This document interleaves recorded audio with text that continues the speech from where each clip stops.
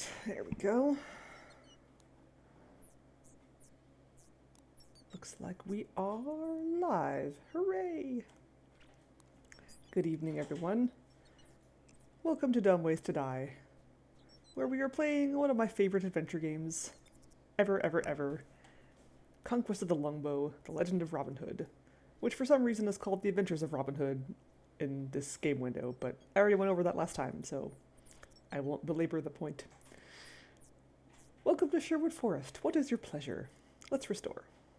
So, if you recall from last time, we are in the monastery in the Fens. We got in past the gate guard by answering his nifty little riddles involving the gemstones. And now we are free to explore the monastery. So, let's wander around, check it out. Can we just leave? This is the way back to the front gate. The prior and other monks are in this refectory. Let's just look at things. This open court has only a well in the center. Perhaps this is where the monks practice fighting with the quarterstaff. The stonework of this cheerless place is dank and chilled by the mists of the fens. There's a monk within in contemplation. I deem it wise not to disturb him. I think all of these cells probably have monks in them. I don't think there's anyone that I need to go in. Oh. These cells are cold and sparsely furnished. These monks lead an ascetic life.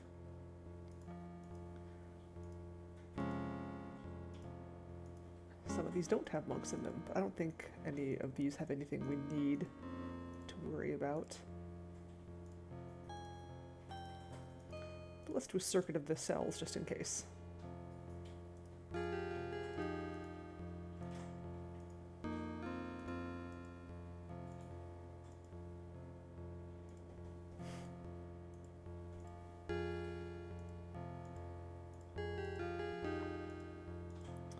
Nope.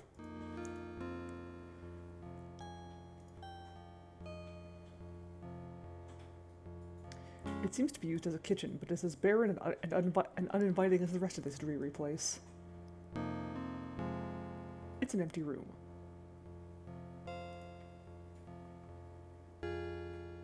The door to this tower is locked. I've a hunch the prior lives here.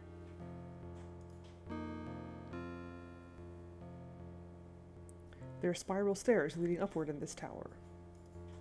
And also in that one.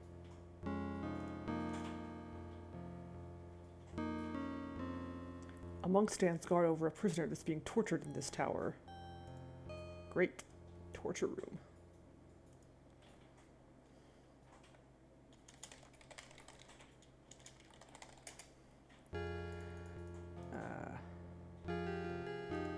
Let's see, I can't actually go here. I can just, The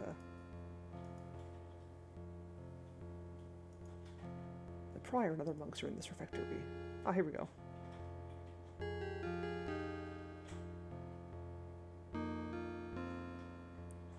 I don't recognize you. Who are you?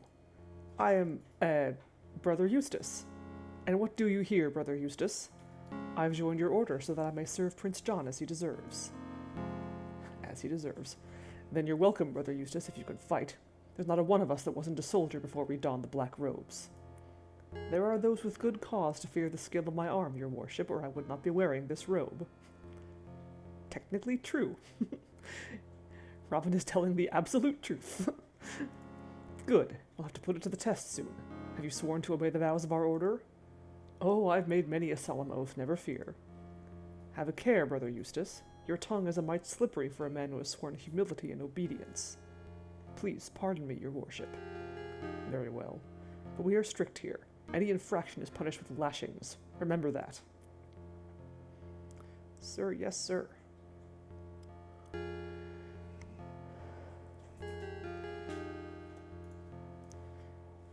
They all look the same with a hood over their heads.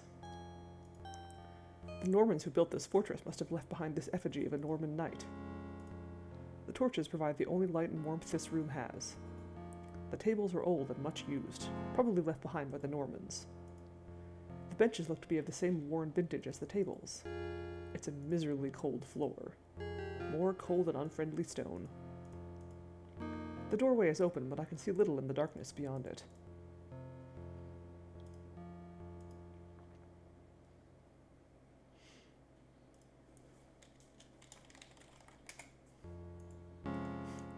Keep your hands to yourself, brother. Silence is better than talk, brother. I can't annoy them by talking to them too much. A bit large and heavy to carry off, I think. This isn't a safe place to sit. I prefer to remain on my feet and ready for danger. It wouldn't be easy getting one off the wall. More trouble than it's worth, in fact. Can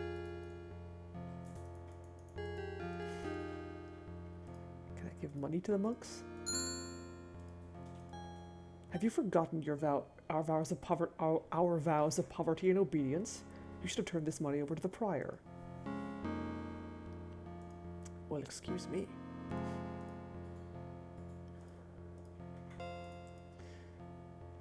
Alright. There's not much to do here.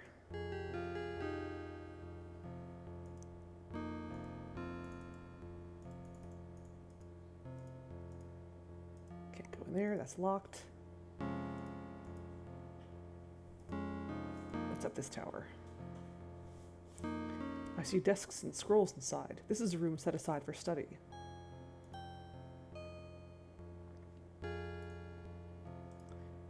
More dank stone walls. A view of the fens. How inspiring. It's a scribe's desk. It's no wonder monks go blind if they have no more light than this to work with at night. There are steps for use in reaching scrolls at the top of the rack. It's a sturdy chest.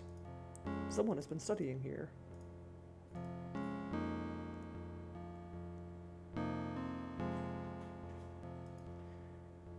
Herein Sulpicius Severus of the 5th century writes of the power of St. Martin, who had gone to a pagan village and destroyed an ancient temple. He began then to cut down a sacred pine tree, but the priests of the place objected. St. Martin explained that it was not holy, but the boldest of them challenged him. He said, "If you have such faith in this god you worship, we will ourselves cut down this tree, if you will allow yourself to be bound to the ground where it will fall, trusting only to your god to save you." This St. Martin allowed, and was made fast onto the ground where the pagans thought no doubt could be that the tree would fall. As they cut, they cried out joyously, drawing a crowd. St. Martin had no fear and waited patiently with full faith in the Lord. As the tree fell crashing, he lifted up his hand, and the tree was driven back to fall in the opposite direction, nearly falling upon those who had cut it. Thus were the pagans dismayed, and the village brought under the salvation of God. Boo! I think all of these scrolls have something written in them, which is pretty cool. That slot is empty. This scroll contains a piece of history written by Paulus Orosius in the 5th century. It deals with Visorus, king of Egypt in 480 Anno Domini. Visorus declared war upon the Scythians and sent an envoy with the terms of submission. This only angered the Scythians. Thinking Visorus both rich and stupid, the Scythians warned him to beware the uncertainties of war. Then, to forestall the attack on them, they marched forth and attacked Visorus. They drove Visorus out of his own realm, but the Egyptian army forced them to retreat until they were too severely hampered by marches to continue their war. Thereupon, the Scythians instead subdued Asia in war lasting 15 years. They were only forced to return to their homeland by the demands of their wives, who threatened that if they did not return, the women would have children by men of other tribes. This scroll tells of Amazons. These were wives whose husbands were killed in war. Deeply affected, they rose up and killed all the men who remained, so that all the women would be equally affected. They then turned and destroyed the enemy who had first slain their husbands. They burned off the right breasts of the girl children so that they would not be hampered in shooting the bow. The Amazons had 2 queens, Marpesia and Lampito, and they would draw lots to see who would go to war and who would remain to protect their home. The Amazons conquered most of Europe, took many cities in Asia, and founded other cities and became rich with plunder. Such fear did they spread that at last Hercules came with 9 warships and assaulted them by surprise and massacred the 2 sister queens who ruled them, Antiope and Orythia. Penthesilea then became queen and fought heroically in the Trojan War. Thus reads the history of Paulus Orosius of the 5th century. This scroll describes the death of Attila as written by Jordanes, I don't know how to pronounce that, in the 6th century. Attila had an endless number of wives, as was the custom of his race. but the excess of his indulgences in women, combined with too much wine, caused him to fall asleep upon his back, whereupon a bloody flux from his nose flowed into his throat and killed him. The people of his race mourned him with great clamor. The men cut deep wounds into their faces so they would weep manly blood instead of tears. The women wept and wailed and cut their hair, yet so terrible was Attila that his death can only be counted a blessing. From the Vita Caroli, written by Einhard in the 9th century, is a description of the habits of Charlemagne, ruler of the Franks. It says that he was extremely temperate in partaking of food and drink, especially drink, and abhorred drunkenness, especially in himself or any of his family. He ate only 4 courses in his daily meal, and most dearly loved hunted meat roasted over a spit. During the meal, he would hear some sort of recital or entertainment of history and stories of ancient deeds. Often in summer, after a light meal of fruit, he would sleep for 2 or 3 hours, for he would wake 4 or 5 times during the night. He would admit friends, litigants, and do other business, even while dressing if the need was urgent. He knew many foreign tongues and was exceedingly skilled in Latin. He valued scholars and had many learned teachers and studied also rhetoric and astronomy. He would fill his bed with tablets and notebooks, attempting to learn the art of writing, though he advanced not far in this, having started late in life. Isidore of Seville of the 7th century wrote the Etymologies. Herein is a writing upon the origin of glass. It says, glass came from Phoenicia next to Judea. There is a swamp from which comes the river Belus at the base of Mount Carmel, and it flows for 5 miles into the sea. The sands are washed clean from the river, and where meals were prepared along the beach and have no stones to place under utensils, they put down lumps of the mineral natron from their ships. When the natron burned, it mixed with the sand, and the new liquid flowed but was translucent. Soon, by experimentation with other substances, they developed this art and learned to melt copper and natron within, and afterward to blow the lumps into shapes. A legend says that a man brought a glass phial to Tiberius Caesar and threw it upon the ground. It did not shatter, but dented like metal. The man could hammer it back into shape like metal, yet it was glass. Caesar asked if anyone else knew of this secret. The man said only he knew, whereupon Caesar had him decapitated, saying that if glass could be made that did not break, then gold and all metals would be worth no more than mud. Here is a description of a palace in Constantinople called Magnora, or Magna Aula, meaning the Great Court. The emperor's chair within this palace was so constructed that it could be raised to a great height, even onto the ceiling, and lowered again. Before the seat was a tree made of gilded bronze, in whose branches were birds of gilded bronze, which would utter notes to match their species. Gigantic lions of gilded wood or bronze had tails that would lash the ground, jaws that opened to emit roars with quivering tongues. This was written by Liutprand in his Antipodosis in the 10th century. Herein is a most amazing account of the siege of Jerusalem. Christians, Greeks, and Syrians were joined in the assault. Count Raymond, Duke Godfrey, also Robert, Count of Normandy, and Robert of Flanders were there. They built a siege tower of small pieces of wood, all that was to be had, and bound it with leather thongs. They attacked with catapults and other contraptions, and daring soldiers launched stones and arrows from the siege tower. The Saracens within hurled from their slings torches and flaming brands soaked in oil and fat, and thus many died upon both sides. By noon of the day dedicated to Venus, the walls were breached and taken. Franks and others poured in and pursued the Saracens, so that the enemy were driven to take refuge inside the holy places. Within the Temple of Solomon, 10,000 Saracens were decapitated. Not a soul was spared, neither the women nor children. The squires and poorest soldiers slit the bellies to search for jewels that had been swallowed, then burnt the bodies to thus search in the ashes for coins. After the massacre, the Crusaders sacked the homes and took whatever they found there, rich or poor. However, Count Raymond allowed Turks, Arabs, and some 500 dark Ethiopians who had taken refuge in the Temple of David to depart alive after leaving all their money within the citadel. This is written by Geoffrey of Monmouth in his Historia Regum Britanniae. There's a lot of reading. William of Newburgh reports this in the Historia Rerum Anglicarum. It tells of a village at the mouth of the River Tweed in the northern regions. A poor but very evil man was buried, but at night would leave his grave and walk again. At his side would run a pack of barking dogs. This sight and sound threw the people into great terror until he returned to his grave at dawn. Those unlucky to be caught would have their blood sucked by this creature. The elders consulted, having heard other tales. Thus they hired 10 bold young men to dig up the horrible corpse and chop it to pieces, then burn it. Yet after it was destroyed, still a plague came and killed most of the people, and it was said the plague came from the walking dead.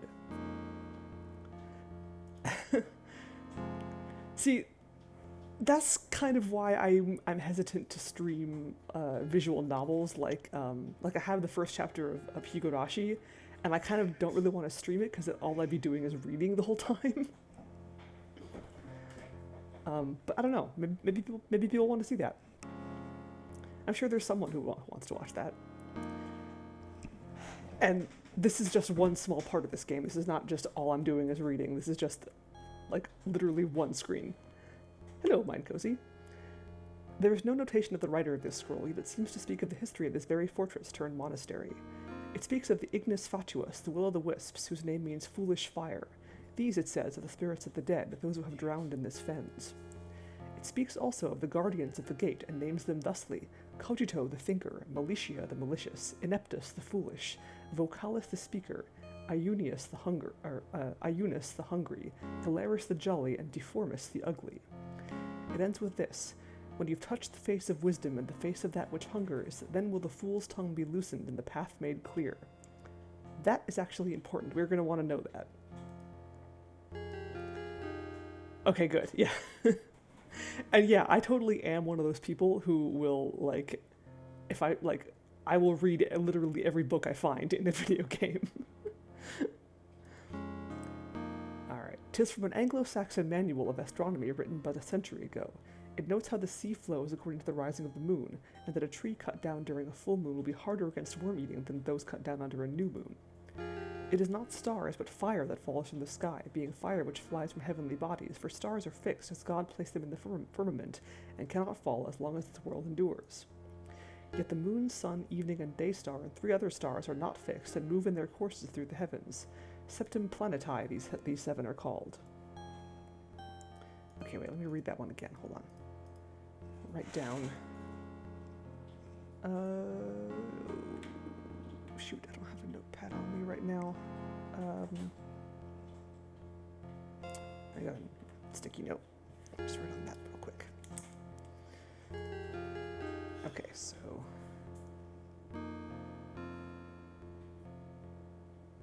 wisdom, hunger, fool. And then what order is it again?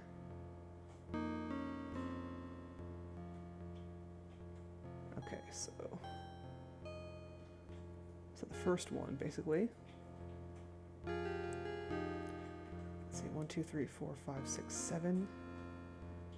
Hunger is number 5. Fool is Ineptus, that's number 3. I don't think I actually need to know the numbers. I think it's pretty obvious once you get there which ones they are, but I'm just writing that down just to remember. Okay, we read that already. This scroll speaks of what philosophers call atoms, which are so minute that they are indivisible and cannot be cut or divided or further broken down. It is believed that these atoms sweep through the void of the universe restlessly, going in all directions. Some ancient philosophers considered that all things, grass, crops, trees, fire, water, spring from and are composed from these atoms. In Greek, tomos means division, atomos means indivisibility. Thus writes Isidore of Seville in the Etymologies in the 7th century. Okay, we read that one already. Blah, blah, blah, pagans. The duties of the cellarer of a monastery are described. He must be intelligent, mature of character, sober, have no greed, nor be lazy or insulting, nor boisterous. He should do nothing without the abbot's orders, and do whatever he is ordered. He should not offend the brothers, and should answer with humility and reason in any untoward request. He should care for children, guests, the sick and poor, for by his treatment of them will he be weighed on the day of judgment. He is to look after the vessels and all sacred articles of the monastery. He is to give out equally and fairly the apportioned provisions to all brothers. This is written by Benedict of Nursia in the 6th century in his Regula. Ah, this fits the description Marion gave me. I'll tuck it into my sleeve. Sweet. By Venetius Honorius Clementianus Fortunatus, taken from opera Patrologia Latina in the 6th century. 'Tis a poem entitled Curse on the Chef.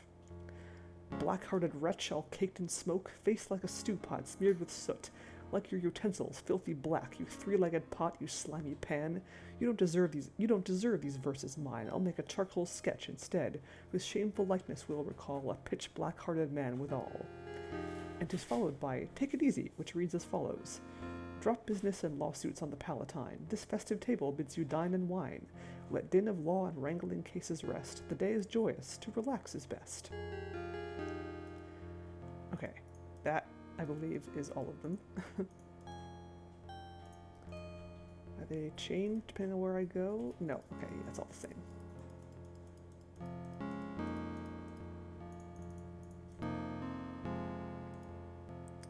Cool, so we have the scroll that Marion wanted me to find. It is the scroll I took from the scribe's room. I'll open the hand scroll. This scroll bears the outline of a hand. I'll close the hand scroll. Oops. I already have it.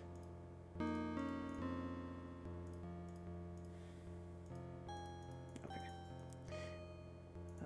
Anything in here? There's nothing of use to me here. Not a very practical thing to carry around. I should check all the scrolls within reach first, lest I draw unwanted attention to myself. What's in that chest? It's locked. I best not disturb anything. I don't think I have any way to open that chest, unfortunately.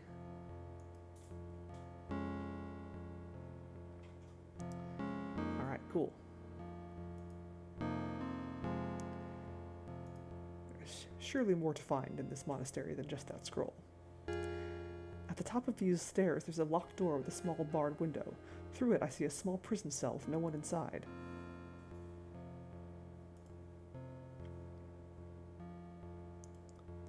The prior is within, surrounded by torture devices, with his unfortunate victim strung up on one of them. Answer me! Speak, or I'll put weights on your feet and rip your arms from their sockets! Fuck! I tell you, Brother Eustace, I've never seen a more stubborn, stupid creature than this miserable dwarf. Aye, he does look miserable. I've wasted enough time here. You're to stand guard and increase his pain in any way you can. When he's ready to talk, send for me. I'll be in the scribe's room.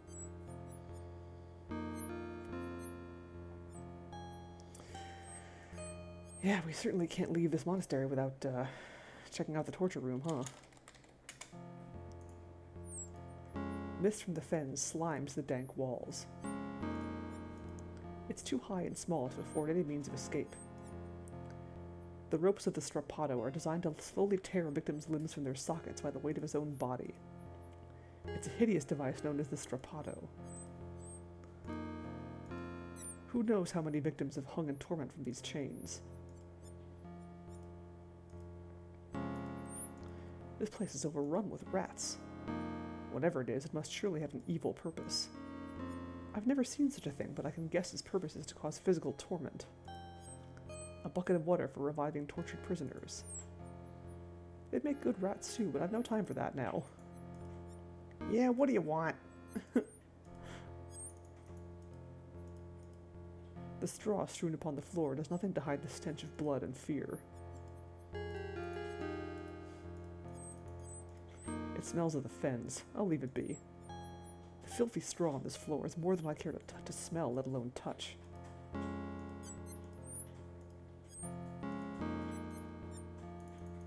By the blessed lady, what terrible pain he must be suffering. The dwarf is in too much agony to speak. I can't pull on his body without causing him worse pain than he already suffers. Let's let him down, shall we?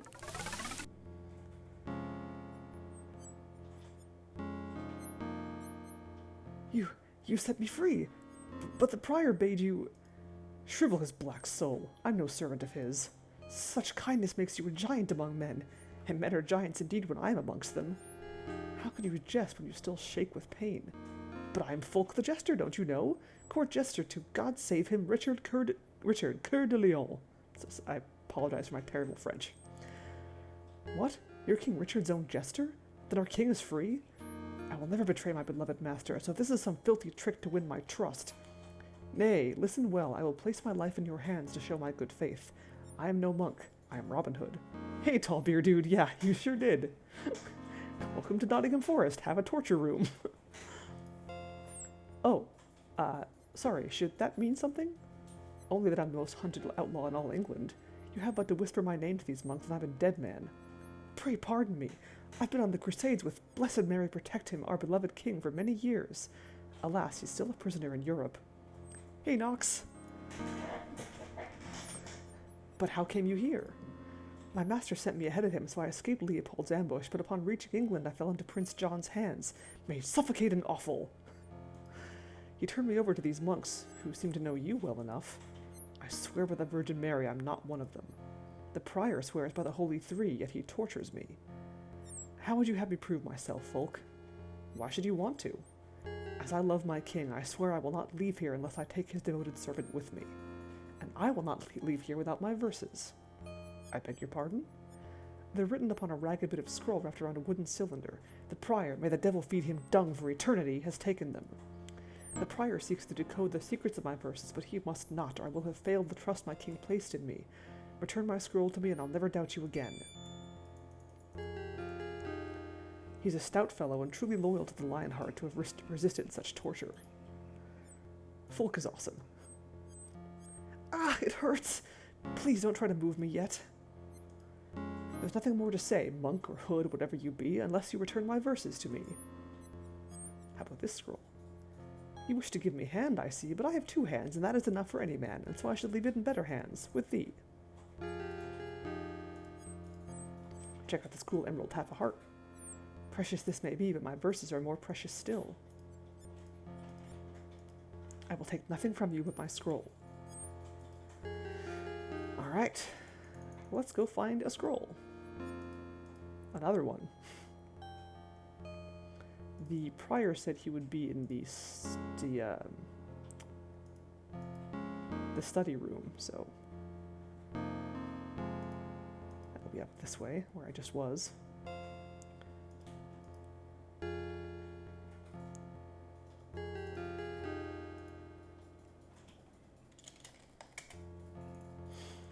The prior is engrossed in studying a small scroll. I see the prior is indulging in a bit of wine. That would be sure to annoy him and to no good purpose. Pardon me. Eh? Ah, Brother Eustace. Has the congion broken? Have you loosened his half-wit tongue? I'm not familiar with that word. Congion. Nay, your grace. Then what are you doing here? One of your more trusted brothers arrived to take my place and bade me tell you he'd break the door for you soon enough. Which brother dared to countermand my order to you? Forgive me, your worship. His name has clear fled my poor brain. 'Tis a poor brain indeed, a bacon brain more full of fat than sense. Do what you will for now. I'll deal with your punishment and his later. Bacon brain. How many people have we arrowed tonight? None, because I don't currently have my bow and arrows on me, as I am currently in disguise as a monk. Don't bother me again, I'm working. I can't piss him off. Make him kill me. Would you like some money, Prior? I'd be wiser to distract him as little as possible until I'm sure of what I need to do. Get ye flask.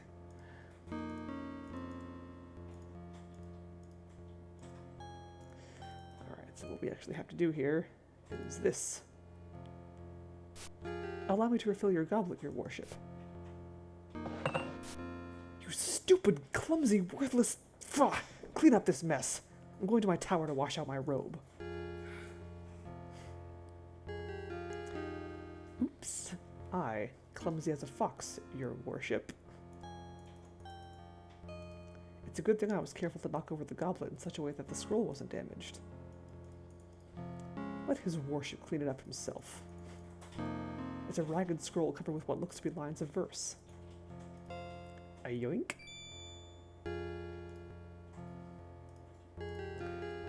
On this scroll are Folk's scribbled bits of doggerel. I'll open Folk's scroll. The trees argued amongst themselves to decide who was first amongst trees. In Latin they spoke. Beth bragged, "Men become drunk upon my sap." Oktok said, "Much is made of me." "I am tall and straight," said Neon. Idho cried, "The power of the bow sleeps within me." "Chariots wage battle with me," said Tina. "I do not sleep in winter," said Alm. Said Sile, "Harps sang to me in Babylon." So the trees argued, but the key is this. Every tree is first amongst trees, and first they are in order spoken. Curious. Probably important in some way. Ooh, Also, this would be a good time to, let me actually, bring up the manual again, because those names are important. We may as well go over them now.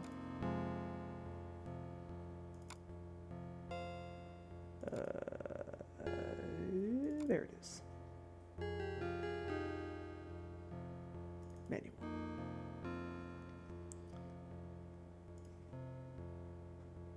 Should have the...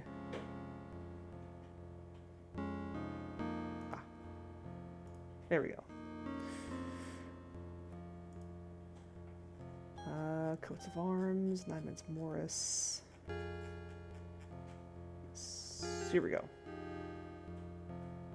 Okay, so Beth is birch. Make sure I can see that. Yeah, okay. Beth was the first. So Beth was in there. Tina is holly. Neon is ash. Sile is willow.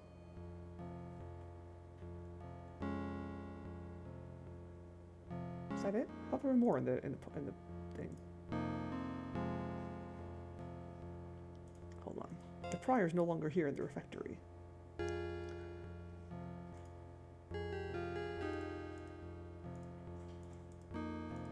Beth Ochtok. Ochtok isn't in here. Oh no! Oh, here it is. Here are other names which may be of interest. Ochtok is pine down here at the bottom.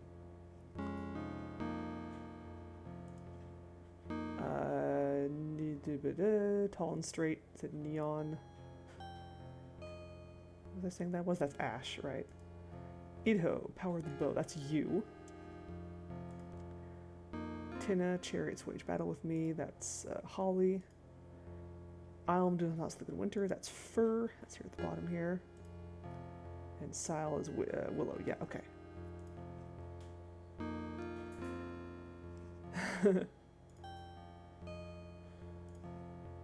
I know, I miss game manuals. They're like one of my favorite parts of old computer games. I loved reading the manual while I waited for the game to install. That was like my favorite thing to do. And now I can't do that anymore. Oh, oops, let me get rid of that. We don't need to see that anymore. Okay, so yeah, so now we know what trees that poem is referring to. Is it important? Maybe. Folk is still here as I left him. Hello, Folk. I found your scroll for you.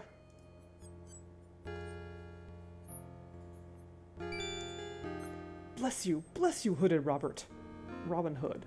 Sorry. No matter, we must turn our wits to escape. There is a way, a secret way. Follow me. Yeah, me too. And that was like the only place you could find the backstory most of the time. The monks brought me in this way. It looks like a solid wall, but press here and it opens. Follow me. Please, let's go at once. As soon as they discover I'm gone, they'll come looking for us.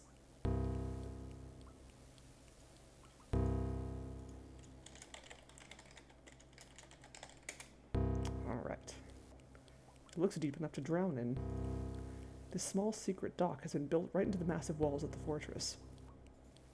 Another thing I loved about old game manuals, especially like Game Boy ones and stuff, were that like you could get like a list of all the monsters, of all the enemies in the game, and they'd tell you what they all were, what their names were and stuff. I especially loved the Metroid 2 manual. My brother had Metroid 2 for the Game Boy, and I'd like to watch him play it. And I read that manual over and over and over again.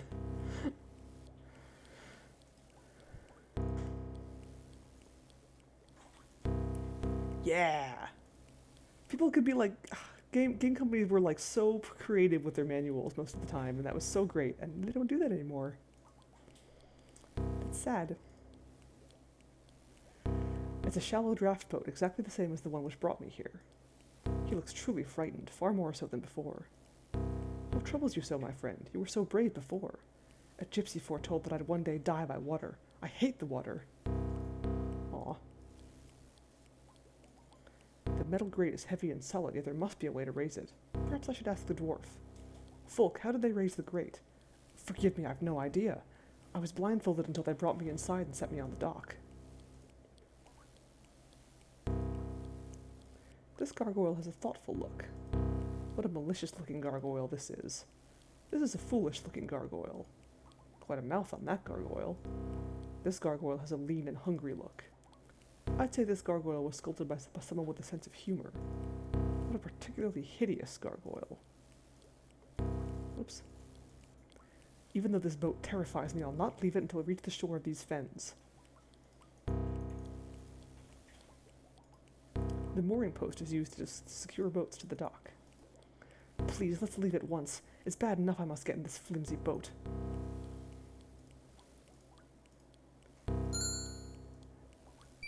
You are too kind. Thank you, but please, let us leave here. That's another, give money to someone and get points.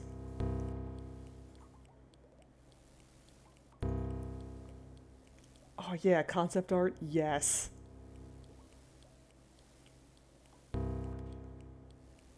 Yeah. Yeah, manuals are so good. Do not bother me. I'm thinking about weighty imponderables. Yes, you can talk to the gargoyles here. You are as stupid as a sack full of hammers. Duh, gosh, what was the question?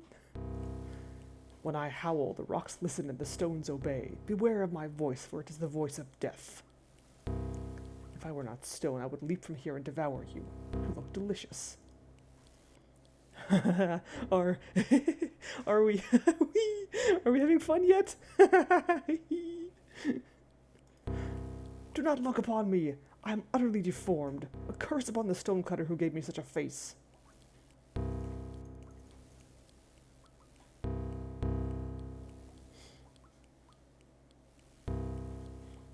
Oh, hello.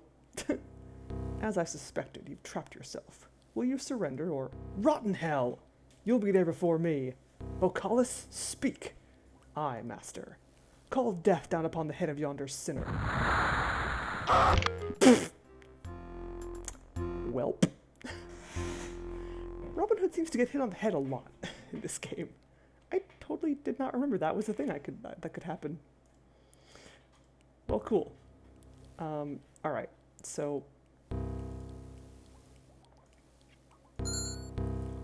Again, money.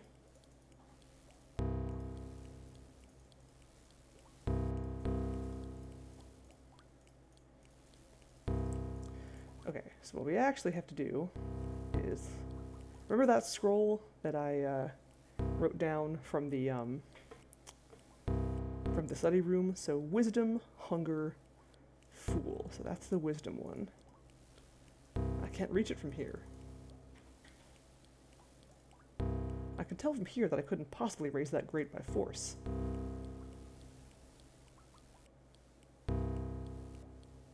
Here we go. This gargoyle may have shifted slightly at my touch, but it may have been a trick of the water. I wonder if I can, like, screw up. The topmost gargoyle is beyond my reach. It was as unpleasant to touch as to look upon. Odd, this gargoyle's tongue feels a trifle loose, but nothing happens when I pull upon it. Thank the Virgin it didn't bite my fingers, so I almost thought I felt it move at my touch. It did nothing to my touch. Oh, take the robe off here, and me with not a stitch of clothing underneath? I think not. The stone is slimy from the fen's water. No, I'm gonna touch the gargoyle. That one.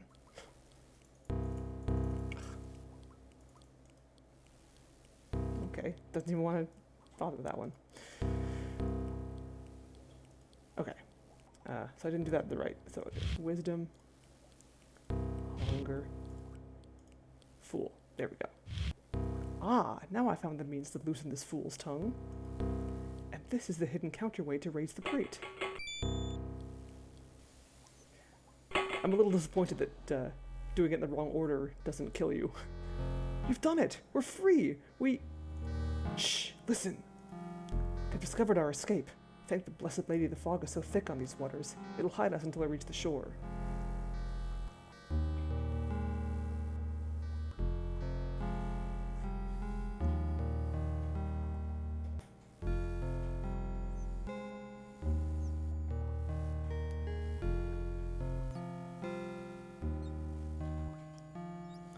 My poor words of gratitude could never express what is in my heart. Let me give you 2 parting gifts to show my sincerity. Take these ragged verses of mine. They hold secrets within secrets, treasures within treasures. Now, open the end of the wooden cylinder and tap gently into your hand what is hidden within.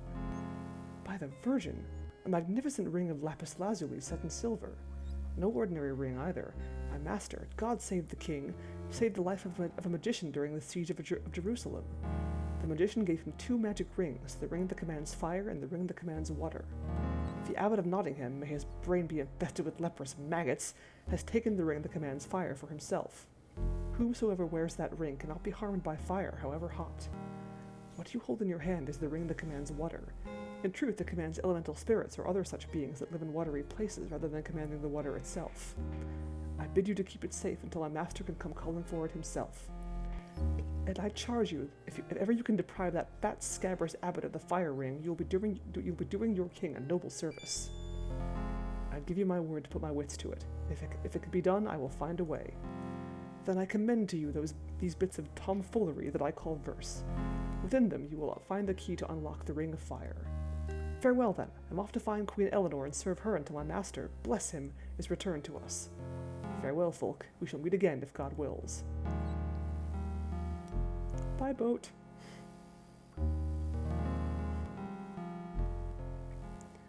I hurried back to camp as quickly as I could, arriving shortly after dusk to find the men anxiously awaiting my return. Would that this ring folk gave you could make you invisible. Then you could walk into Nottingham Castle and free the widow's sons. If you think I acted wrongly, nay, Robin, it was as clever a trick as you've ever pulled. And freeing the king's own jester was a fine deed. But Hal, Hob, and Dickon will hang as soon as the sheriff pleases. Tomorrow might be our last chance to rescue them. Then let us sleep now. We'll need all our strength and cunning to save those men. That is the black robe of the Fens monk, which I can change into if I so desire. I'll need to take care how to pass as one of these militant monks. I'll take with me only what I feel is necessary. I'm not gonna dress as a monk. I don't need to right now. It'll be good to wear my own clothes again. Achoo. Bless you.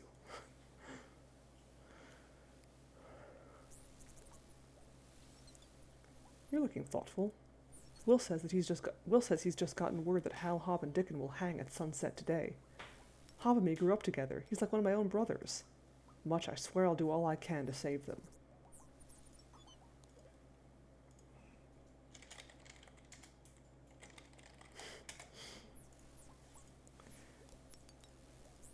Did you want something? I don't understand. I think the poor widow will die if she loses all her sons.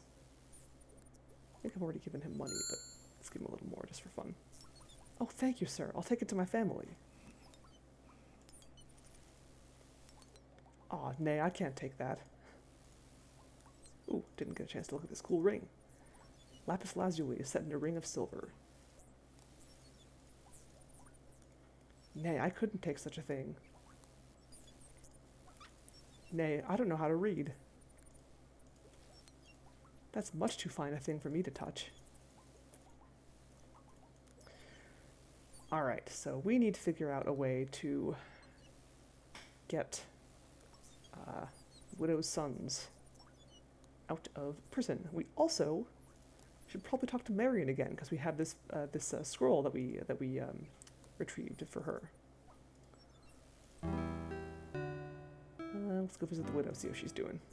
Nope. Yeah, learn to read.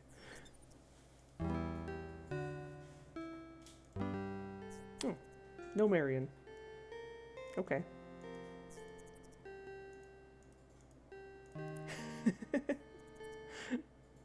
That'd be rad. Wrong ring, though. Alright, well,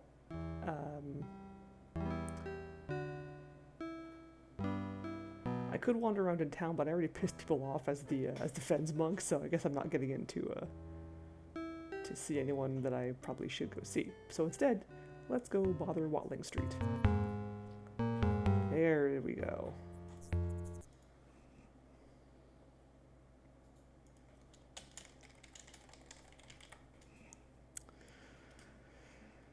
Watling Street is always good. When in doubt, go to Watling Street. We actually saw this monk previously. He was walking along the road the same time we saw the other monk. The game decided to make me confront the Fens monk first. Top of the day to you, brother. Thank you. Did you want something? What brings you along Watling Street? I'm not really supposed to discuss it with strangers, but no one would miss you for quite some time if you didn't return. Oh, mercy, don't hurt me. Well, I've done nothing but talk to you. There's no need to panic. Yet.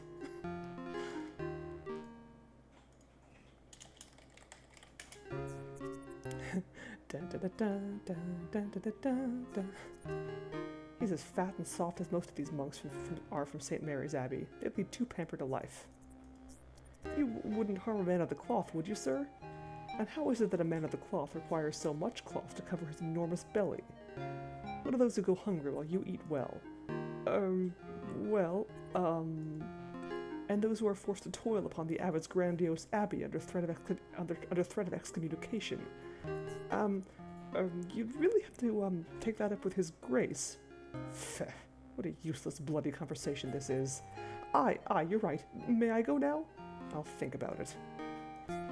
Don't harm me, I beg you. I'm only a poor, helpless monk. I grow weary of this tired refrain.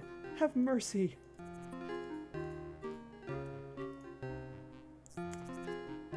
Alright, I think, as usual, there's a couple ways to do this. Let's see if bribing him helps.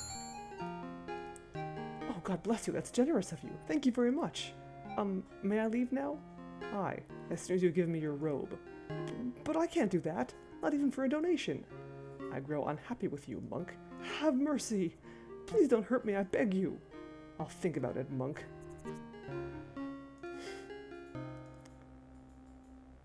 Shoot him. I'll have your robe, now. Aye, whatever you want, anything. Don't kill me, I beg you. Take my robe, but spare me, have mercy. I trow, monk, threatening you with a bow is like swatting a fly with a catapult. It gets the job done with far more effort than is needed. Well, that was the dick way of doing it. Have mercy! Oh, good friar, how can you consort with these thieves and rogues? Take me to town, and the abbot will reward you well. Keep chopping, or I'll reward you with the flat of my blade again.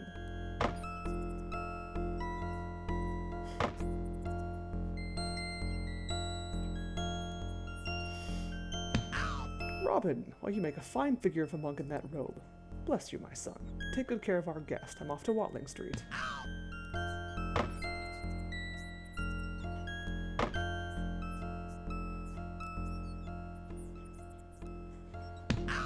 When he's finished with this, I'll take him out to gather more firewood to chop.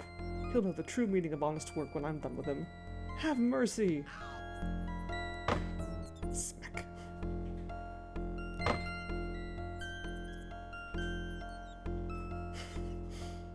I could watch this all day.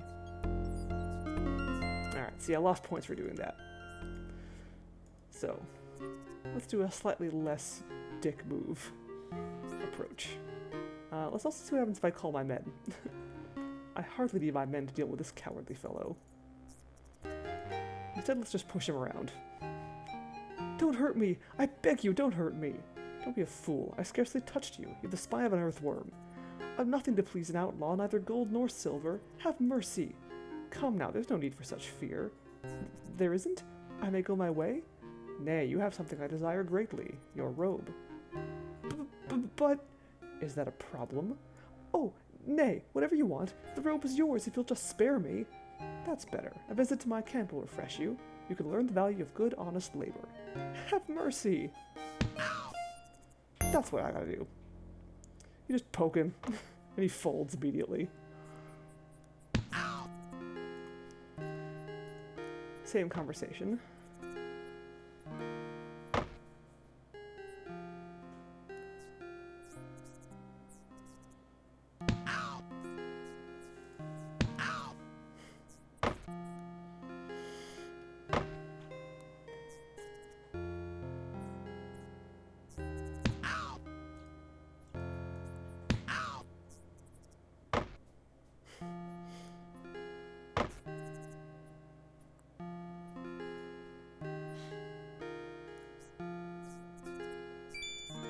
Alright. You'd think someone would see right through my disguise, but I guess it's the robe that makes the man. Alright, now, disguised as a different monk, we can, actually, let me see. Nope, okay, nobody here.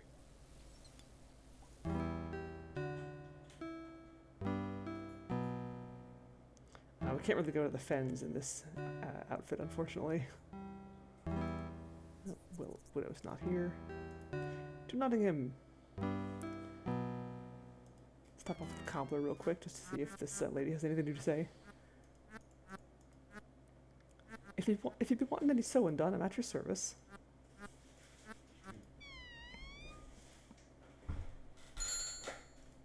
Give her money again.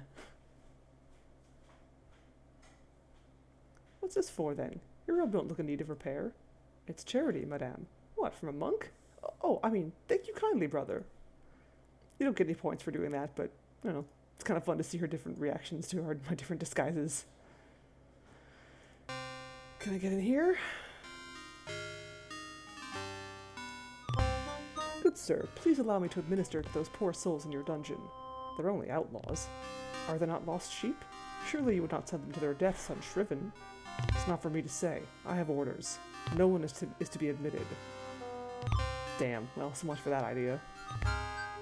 I ask you again to let me shrive those unfortunate souls in your dungeon before they are hung. Sorry, I have my orders. Of course, I have been persuaded to bend the rules a bit from time to time. Oh. He be asking for a bribe.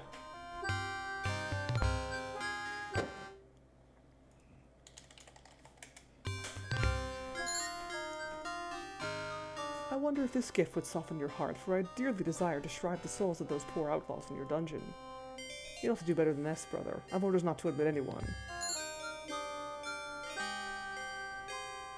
Damn.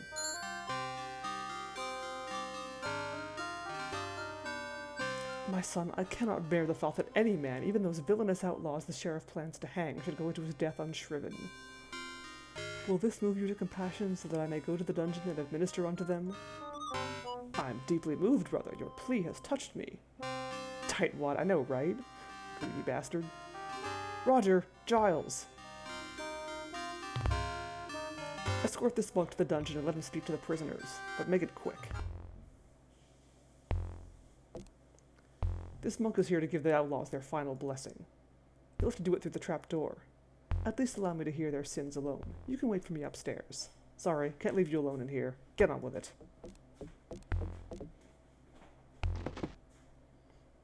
My sons, I've come to pray for your wicked souls. Lift up thine eyes and attend unto me. A pox on you, monk. But that's a hooded man. Aye, we see you now, brother, and with glad eyes. What would you say to us? That salvation may yet be yours if you will follow my path. Wherever you lead us, brother, we will follow, if God wills. Aye, if God wills, for it is my duty to lead you from the darkness into the light, and I shall not fail in my duty even should the devil himself block my path. That's enough. Shrive their souls and be done with it. Have faith, my sons. Domine dirige nos.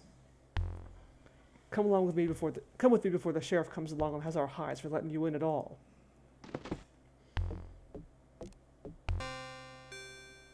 Cool. My son, I had so little time with those unfortunate outlaws. May I go and pray over them at greater length? Once was risky enough. I daren't take that chance again. It's no use giving me more money, brother. I daren't let you return to the dungeons. I won't have a heathen's chance in heaven if they catch me taking bribes. Stop where you are, brother. I don't want to hurt you, but you can't enter without permission.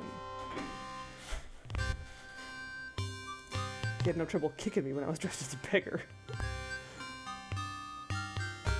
Of course, he doesn't know that. Come on. There we go. Alright, cool. Well, now at least the widow's sons have some hope. They know that I'm here, and I'm working on rescuing them. Let's go to the pub. Treat myself to a well-earned drink. Alright, that guy.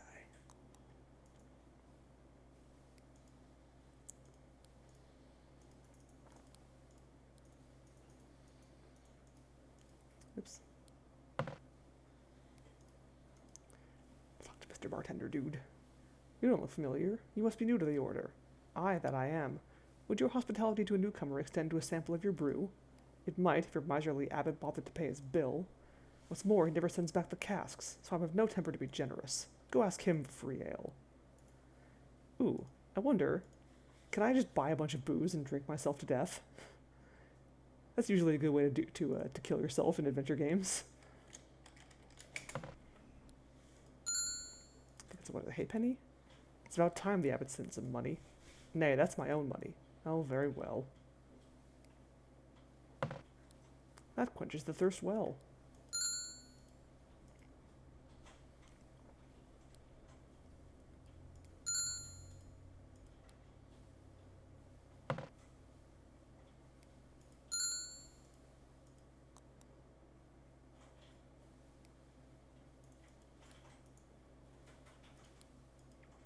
It's 4. That's 5. Ah. Gluggity gluggity glug. Hello, guards. Innkeeper, we want mugs of your best. Aye, let's toast to Prince John. How dare you toast that worm, that snake who slithers in the muck? Shut up, drunkard. Death to John the traitor! God save King Richard! Just for that, you'll spend the night at the dungeon. Take him, lads. Of all the times to become drunk. Well, I wouldn't have stood still for toasting Prince John either. Once they had hold of him, it didn't take long to find out who he was. The devil took over Robin's tongue, I wager. The devil may have him now, I am sad to say. Ha! I can drink myself to death, although not quite in the way that I was expecting. Cool. I take it you don't care for the abbot. I don't care for those who want ale and don't pay for it. I'm not in the mood for idle chatter. This poor old fellow looks as though he's led a hard life and seeks to forget it with a jug or two of nut brown ale. You have the look of a man who's been to foreign lands. Aye, been to the Holy Land, saw Jerusalem, I did. Killed heathens and watched many a Christian die and the ground run red with blood. Served with King Richard until he made peace with Saladin and sent us packing home. But them days is done. If you've a mind for a game of 9 men's Morris, I'm willing to lighten your purse. I'll consider it. This is my seat. Go sit over there if you've a mind to play Morris with me. You still considering, monk? Nay, I've decided. I'll accept your challenge. If you care for a wager, I'll wager something worth your while. This here chunk of amethyst. Got magic in it, it does. Still, if you've a mind to win it, bring out your money. Hey, Omega number. Alright, 9 men's Morris. I do not remember how to play this game. The manual explains it, though. Let me actually take a quick look at the manual. And this is another cool thing. This game actually came with a 9 men's Morris board. It was just printed on, like, cardstock, basically. But you could play 9 men's Morris yourself in real life. Here we go. 9 men's Morris. Oh, that's right. Okay, so this is basically tic-tac-toe.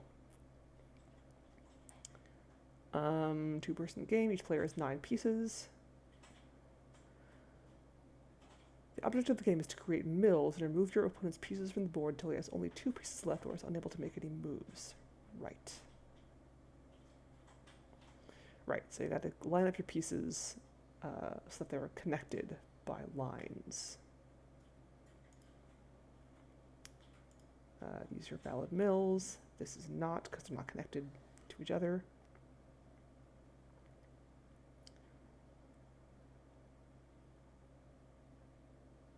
Oh, right, okay, so once all remaining pieces have been placed on the board, you can continue taking turns moving pieces to an adjacent vacant point.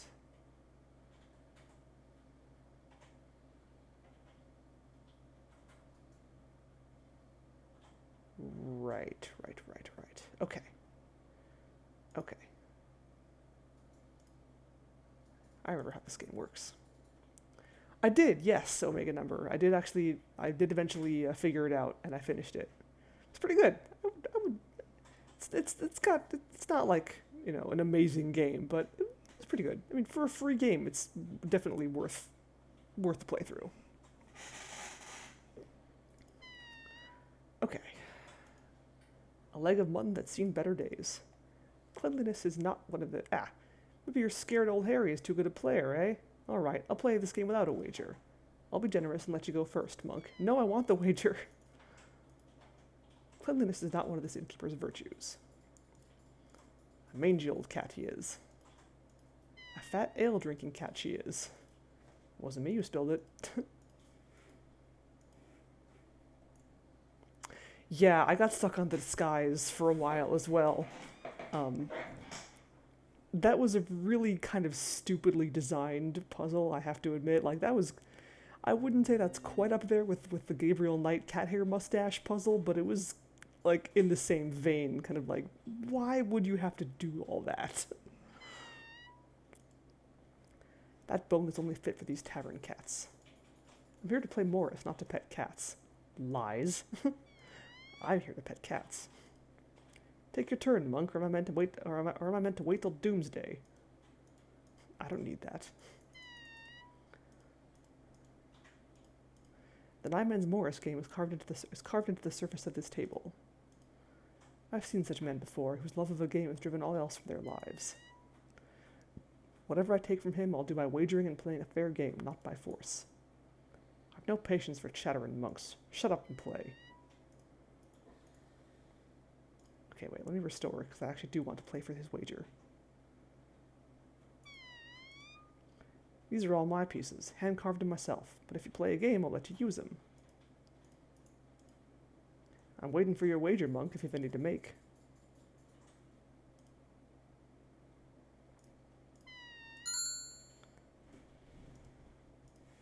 Here's my bet, then. Glad to meet a monk who knows how to open his purse. I'll be generous and let you go first, monk. Oh, whoops. Right, I forgot you actually put your piece on the board where you click it. Okay. Alright,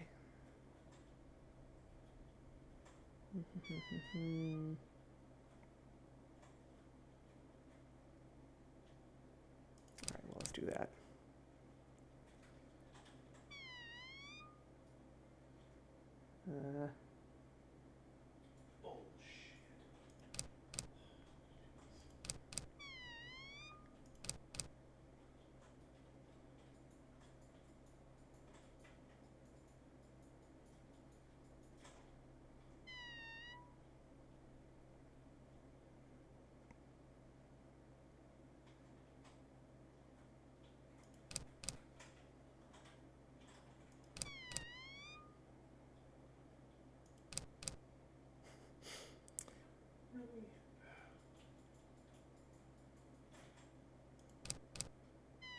Oh, hey, look at that.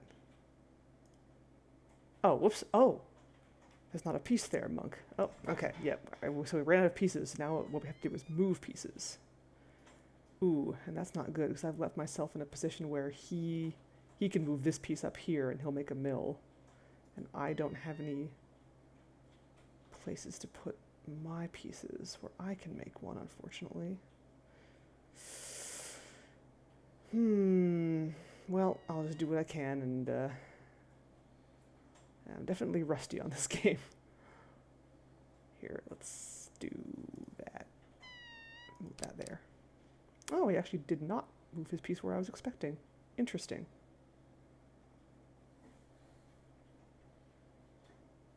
I was expecting him to move that there. Well then. Yeah, now he does that. Yeah, okay, now he's gonna screw with me. But I can do this. Now I can take one of his pieces. Ooh, I'm gonna do that. And then I'll just go like this and move it back. Oh, this is perfect. Now I can just move this piece back and forth between these two mills and keep taking his pieces. Excellent. Take that one. This worked out better than I had planned. We'll take that one. Oh, oops, nope. Here now, you can't take a piece from a mill when there's other pieces you can take. That's the rule. Take that one.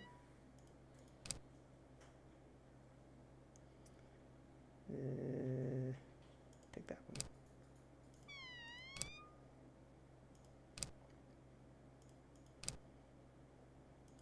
one. Yoink. No making bills. You've won, monk. Here's your amethyst. Sweet. I have never played the Hoyle games, no. What is the magic you claim it has? No claim but the solemn truth, I swear by the cross.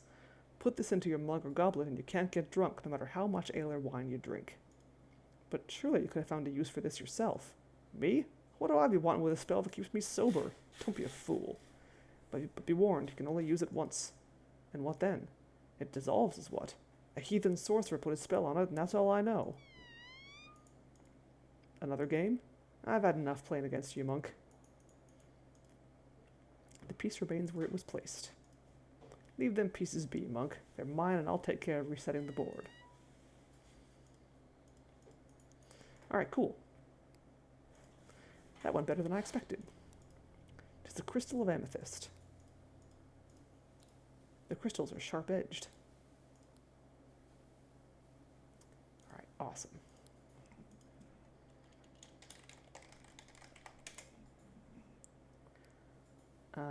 Okay. So I don't think there's anything else I can do here just yet. You're as much a bloody nuisance as the rest of your order. I'm not opening that door for you. You can walk back the long way. Wait a moment, I'm busy. Yeah, I've seen, like, the screenshots of some of the Hoyle games where it has, like, you can play against, like, the different Sierra protagonists, which is hilarious. Okay. I've put it off long enough. Let's go to St. Mary's, where I belong. Oh, what? Good day, brother. Remember to bar the door once you're inside. Of course, brother. Wait, so does it actually introduce him as the Colonel's Bequest killer? Or introduce them, actually.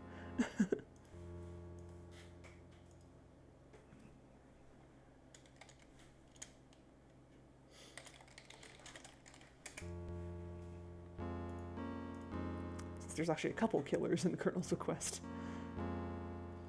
I cannot see through stone walls.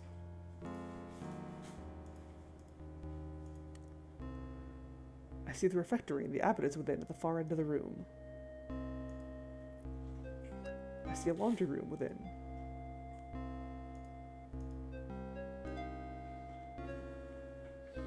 The kitchen is filled with monks. I believe I'll avoid this room.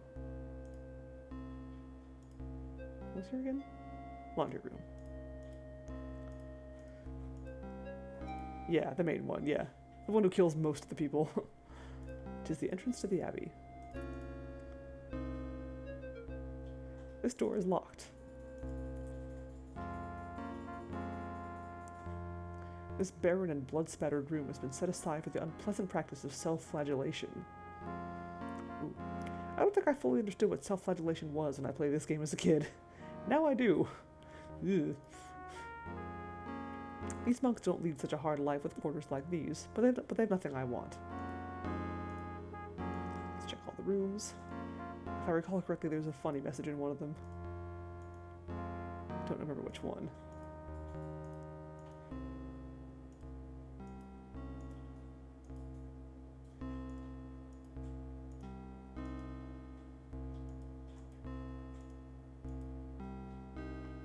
Ah, in this cell, a monk is counting the number of angels dancing upon the head of a pin.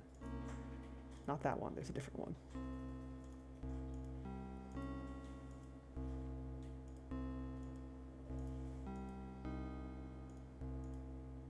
Larry? Patty? What are you doing here?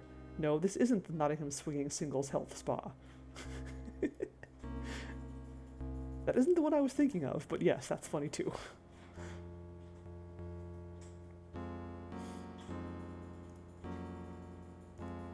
That's a Leisure Suit Larry reference, in case you were unaware. In front of me lies the chapel, behind me the unfinished nave.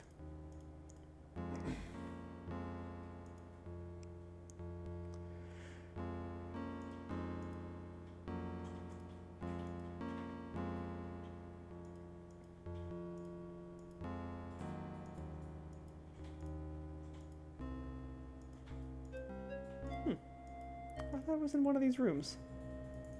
Huh. Maybe not. What am I thinking of? Where's the one I'm...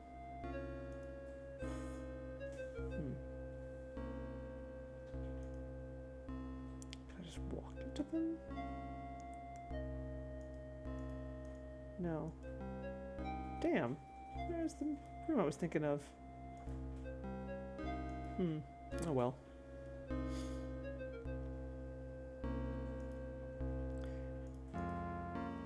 Can't actually go in there.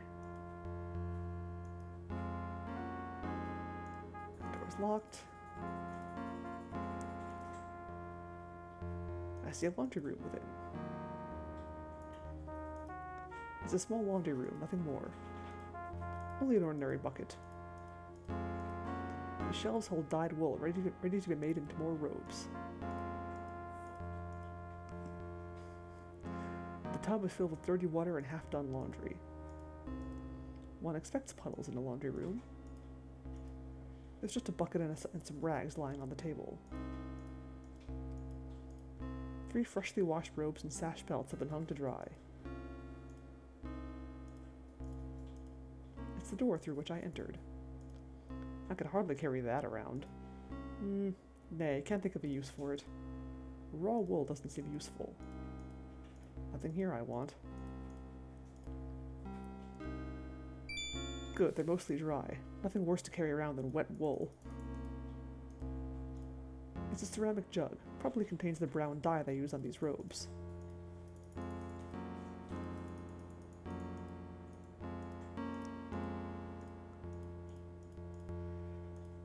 A whole bunch of monk's robes. How is he, like, fitting all of that in his inventory? Those are 3 full-size robes. That's bulky. These abbey monks have the softest of wool for their robes and strong silk sashes for belts.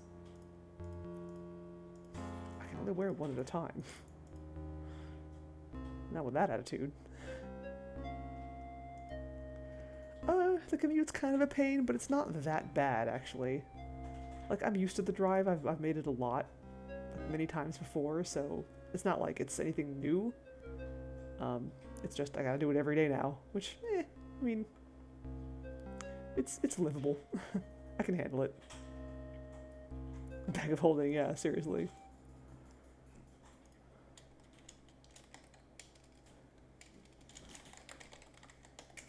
Alright.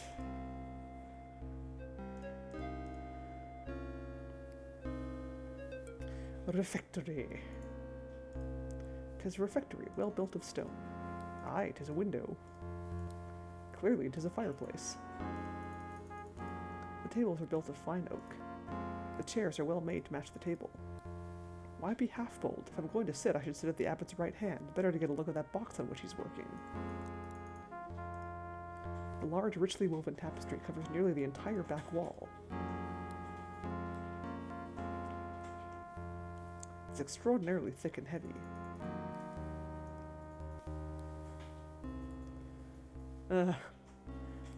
You're lucky, Omega number. I wish I worked from home. The abbot is completely absorbed over a small wooden box. He seems to be doing something to the lid. 'Tis a cup. He has a small cask from which to fill his mug. Poke the abbot. Eh, what? Don't tap me like that. You startled me half out of my wits.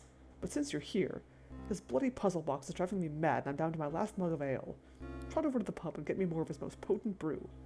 Forgive my ignorance, but why don't you simply break open the box? Because it's too well made, that's why.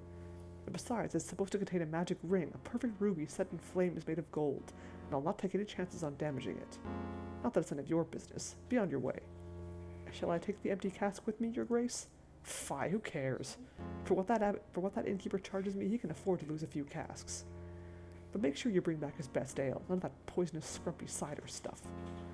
Pardon me, but how shall I pay for it? I notice you have your purse. Enough addle-pated questions. He'll bill me as he always does. Now be off with you. Get back here quickly with that ale, and I might consider giving you a drop. I was wondering, you have as many questions as a dog has fleas. Cease plaguing me and go do as you were told.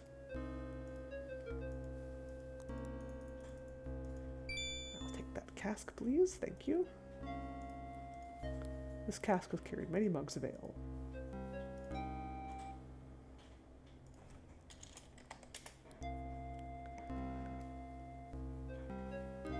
Yeah, living in the Bay Area, California is not a cheap place to live. You need a good, well-paying job to live here. And I've been lucky enough to find one that I can support myself on, and alternatively cheapo places to live. But I wouldn't recommend living in a cheapo place to live, especially not in San Francisco. Ugh. Bleh. Bleh.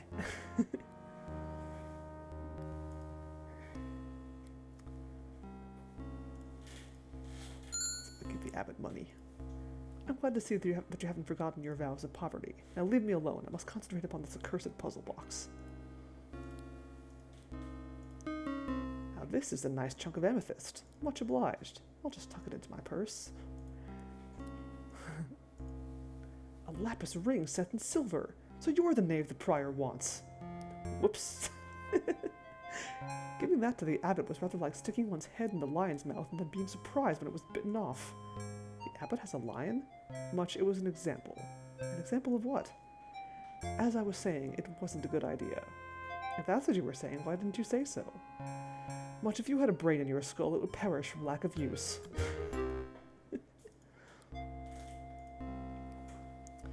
Yeah, don't do that. I don't want the bloody thing back, it's empty.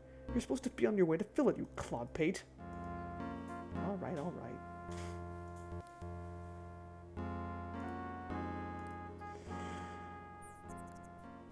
Okay, let's go get the abbot his ale. So rude.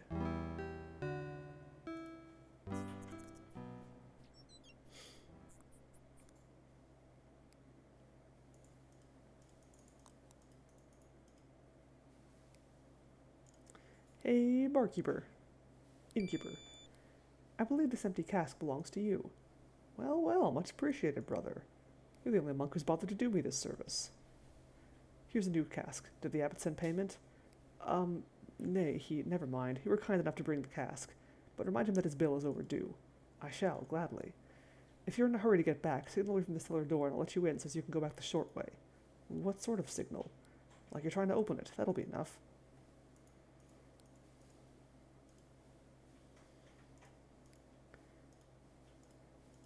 Can I drink from this cask? I don't need ale at this moment. I think you can also, pay the abbot's bill, but I don't remember how much it was. Let me see.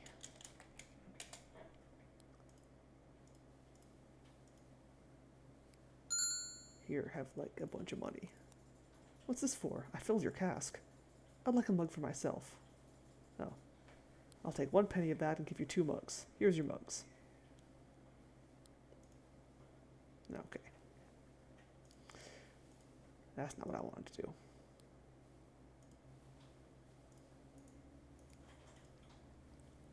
Since you brought me the cask, I'll let you go back the short way. But tell the abbot it's the last time if he doesn't pay up on his bill. The short way, eh?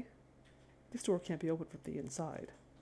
The cellar has been left in its natural cave formation.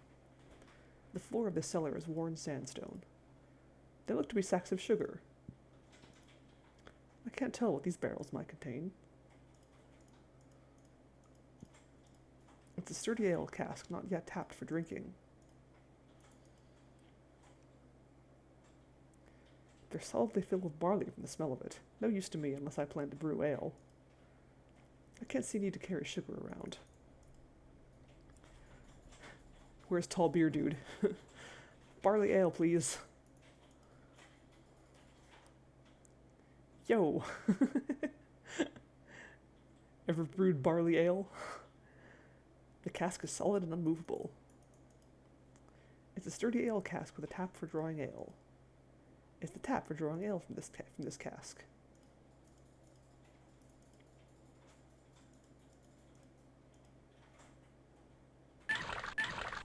hate to waste good ale.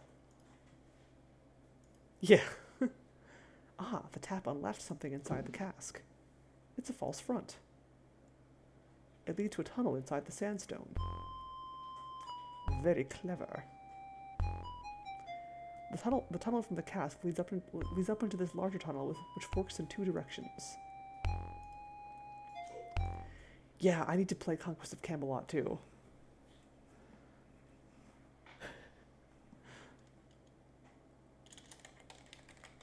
I was thinking I wanted to play that one before I played this one on stream, because that one will be a blind run for me, but I don't know, I had this one on hand and I'm like, you know what, this is a great game, I want to play it again.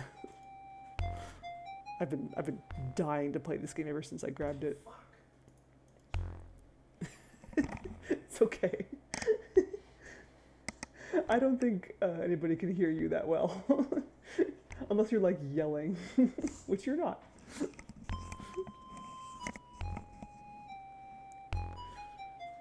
Yeah.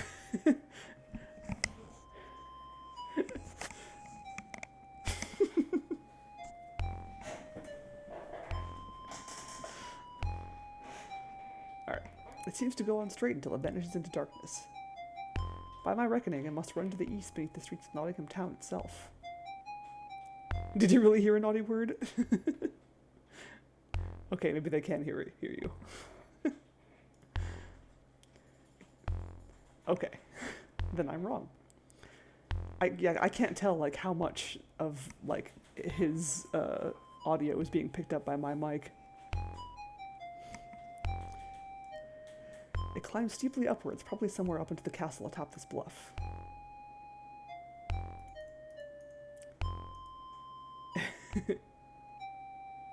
Okay, no, this is good actually. It's a good experiment because like I said, I don't know how quiet one of us has to be to not get picked up by the other one. So it's good to have this feedback. What was I doing? Oh yes, sandstone, of course. Okay, so I think this one goes back to the abbey. We want to go this way.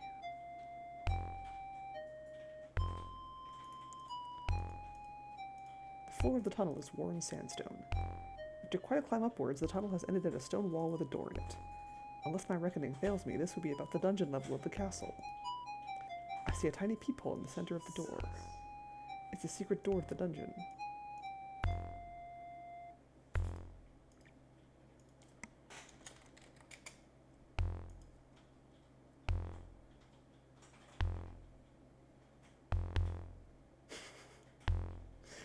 You, monk, hold fast. Where'd that door come from?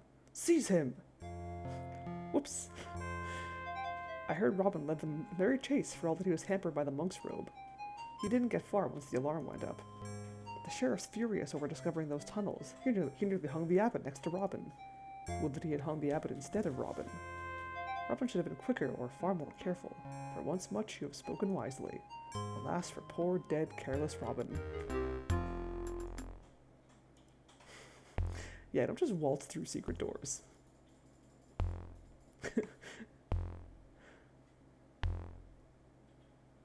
Here we go. 'Tis a grand night, isn't it, Giles? What's so bloody grand about it? We're stuck on duty in the dungeon while the sheriff's throwing a party at the pub. Aye, but someone has to guard the prisoners. Bugger that! They're in that pit, not a prayer of escaping.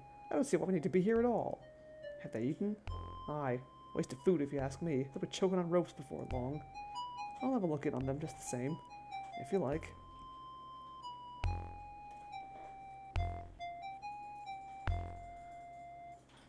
They look miserable, Giles. Of course they look miserable, you flap-eared Dawkin. They're gonna die. There's no need to come over all insulting like. We're to be on guard for half the night together. Aye, just my rotten luck.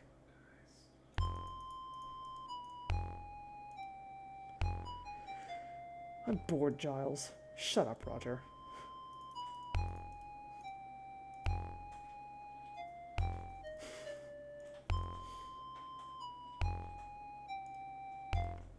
Alright, well.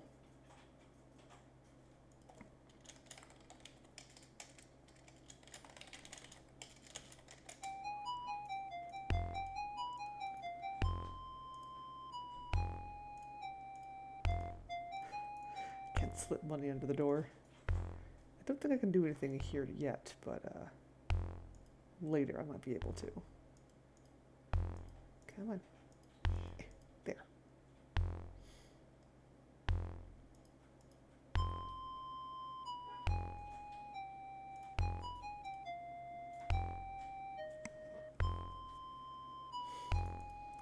The sandstone tunnel runs fairly straight on for a long distance.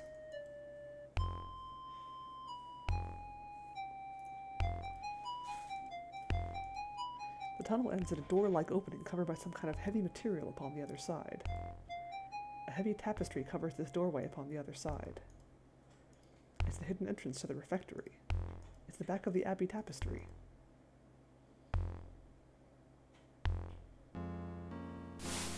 Do you have my ale? Aye, Your Grace. Well, don't stand there like a dolt. Bring it over at once. Of course, Your Grace. You're slow, but at least you did the task. Never mind to put this ale to the test. Have a seat and drink with me, brother. Sure. Then be seated and we'll see how your stomach fares against mine. Brother Bruce, is that you? Aye, master. Good. Take this infernal box to my room. And leave my door unlocked. I'll be having a nap soon. Yes, you will. And now let's fill our mugs.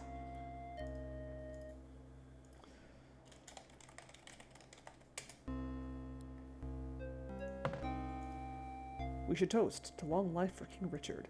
Aye, long may he languish in a foreign prison. You're certain Prince John will succeed in preventing the king's ransom from being paid?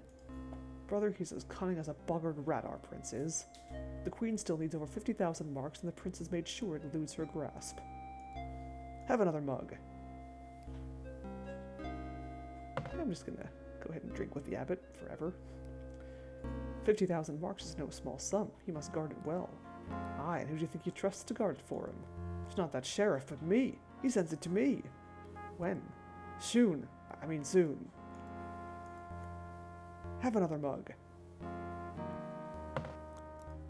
If I were the prince, I'd never dare to send such a treasure through Sherwood Forest. What of that arch outlaw, Robin Hood? Fie on Robin Hood! Treasure be well guarded by the Baron Lefebvre and his men. Have another mug. Still, you could send the Baron Lefebvre a warning about the outlaws. Has he left for Nottingham yet? Nay, not yet. You sure are nosy for a monk. Don't look much like a monk neither. Look more like an outlaw yourself.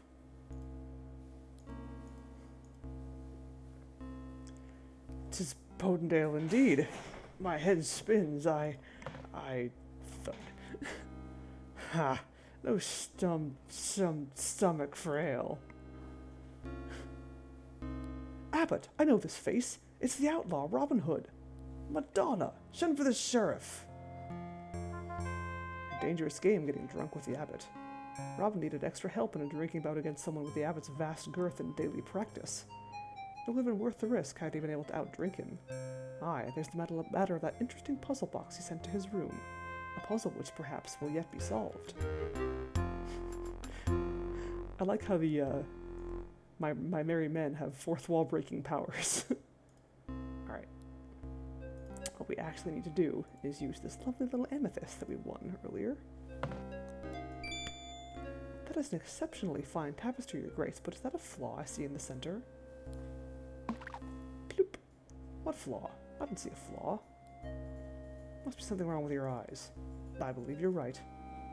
Okay, now we gotta do all the talkie-talkies. I have to wait until he stopped drinking to talk to him. Yep. If you lose the drinking game, you get a dead. Blah blah blah, 50,000 marks. Learn about the treasure.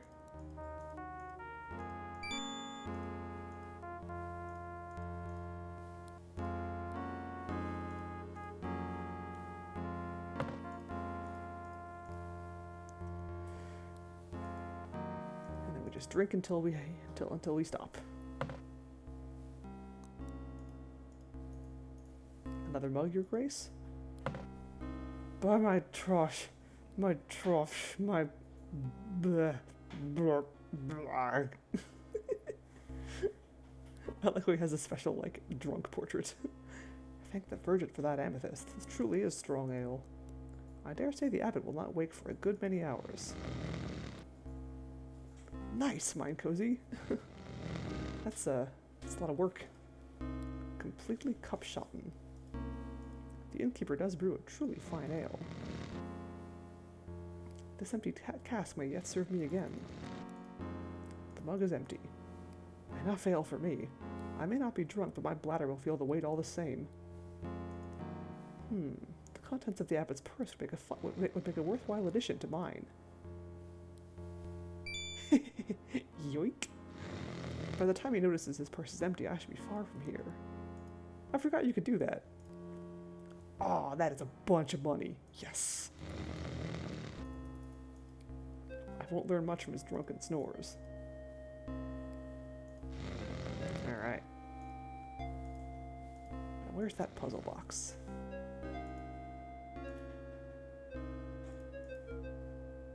Nope.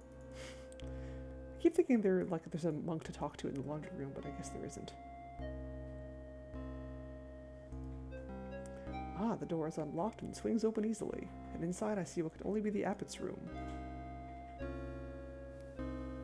The abbot has spared himself no luxury, I see. There's one other door off to the left of his bed curtain. I see no other way to escape except the way I entered. I wonder where that monk would have put the puzzle box that the abbot was working on. Oh, hold on, before I do this. There's somewhere I need to explore first. And that's back here.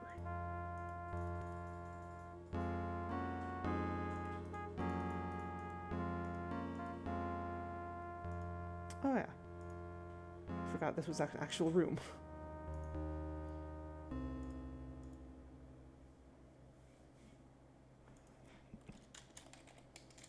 Wow. The abbot may be corrupt, but he has helped to rebuild a magnificent chapel. The devotional scenes painted upon the ceiling remind me that this has always been a sacred place, long before a church was even built here. Oh, hello. They all look fat and ugly to me. Why, dear brother, I didn't know the flesh enticed you so. Meet me in my cell after midnight, and we shall, pray together. Okay. Shh.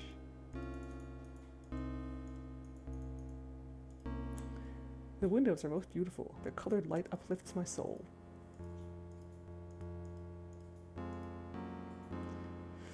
This magnificent gilded and bejeweled reliquary holds a sliver of the true cross, which legend says was brought back from Jerusalem by King Arthur. Oh yeah, totally. No, you're absolutely right. I should probably be more. I'm like really bad about cleaning out my computer, actually. The scriptures are laid open upon the altar. 'Tis the altar with a holy book upon it. I dare not lay my profane hands upon such a sacred object.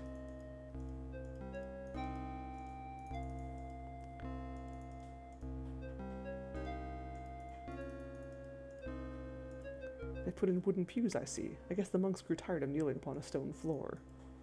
Perhaps one day I will sit here in peace. This door should lead to someplace outside the abbey. Brother, you're not allowed to go there. Return to your devotions. Ooh, sorry. Alright, I didn't know the monks stopped you from doing that. We'll just wait till it leaves. A hedge maze! This will be important later, so I gotta remember how to get through this thing. 'Tis the hedge. I can barely make out stone walls lining the outside of the hedge maze. Oops. No, come back.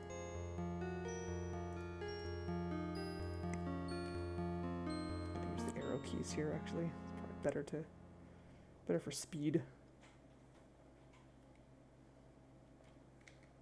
Oops. There we go. Okay, dead end.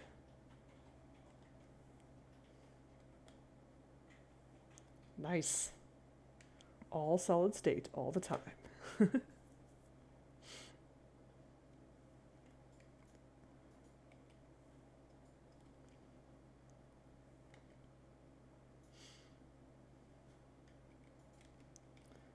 Okay, and there's this way. I used to know the right way through this maze, but of course I've forgotten it. Oh, also a dead end. So this will be the time I need to reacquaint myself with the proper route. And I think this is pretty much the only chance you get to do this. Why can't I go up that way? Oops. Oh, there we go. That's weird.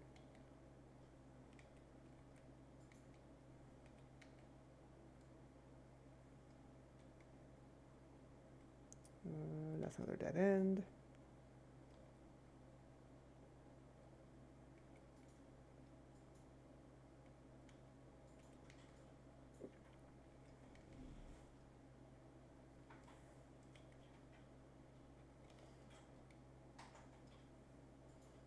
Another dead end. Oh, look at that.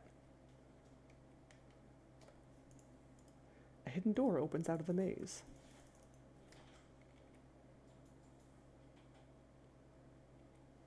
That's where we want to get to.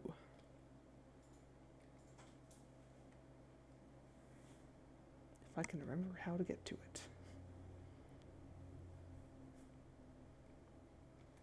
Okay. Doodly doo. Walking through the maze. I'm pretty sure this is not the right way. Yep, nope.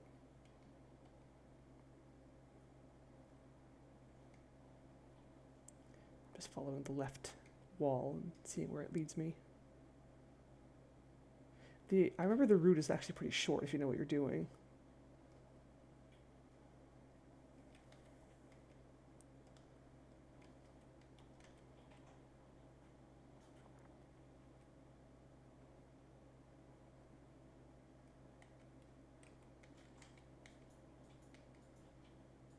Yeah, no.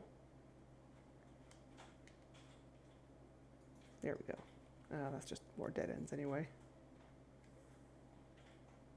Yep, okay. Waste of time.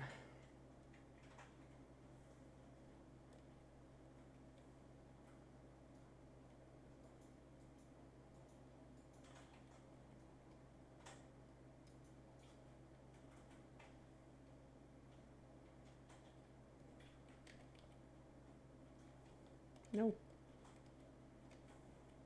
There we go.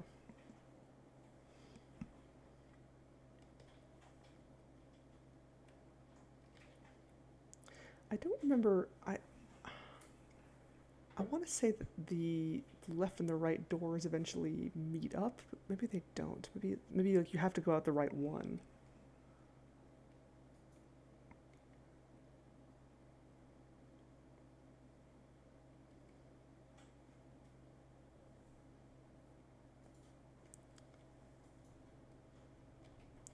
Okay, this one's just going to go back down to the entrance, I think. Come on, why are you stopping? Okay, yep, that's just lots and lots of dead ends. There's nothing to find in any of these dead ends that I remember. It's just you got to go straight for the gate.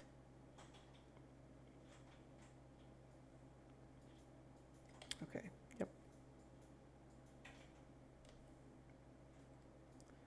This whole section's a bust.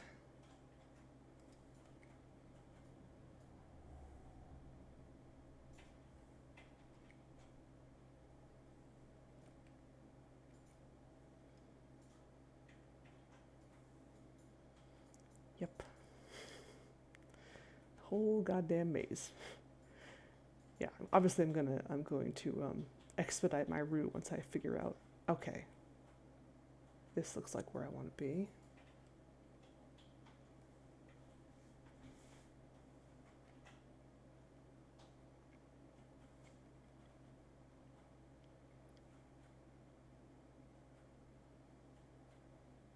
Okay, good. So there's that, and I'm pretty sure past it is just another dead end.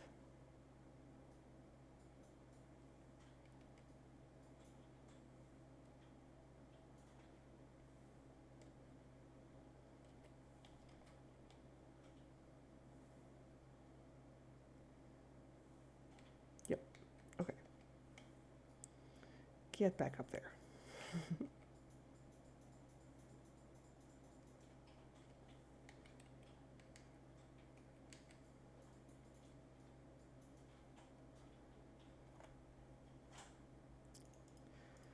Alright. Hidden door. What is behind you? Ah, the maze has brought me out into the witch's court. It's entirely enclosed by the stone wall with two large wooden gates set in the northern wall.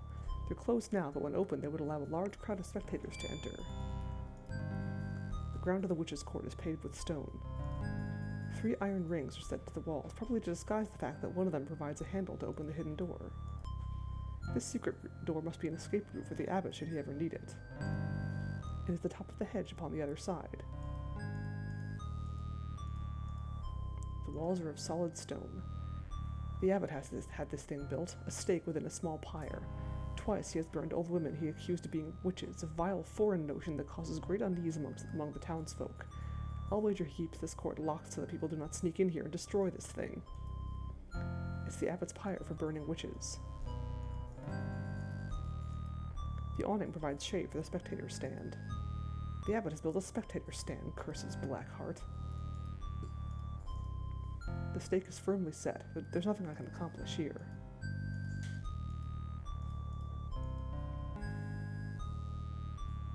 Nothing happens when I pull upon this ring.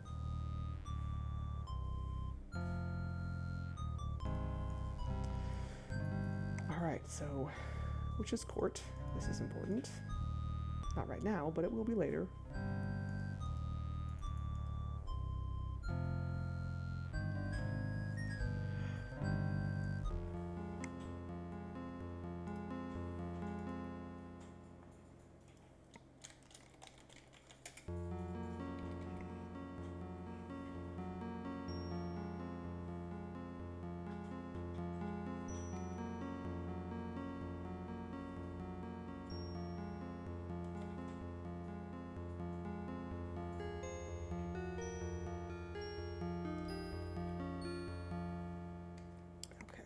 Way is a dead end. Yeah.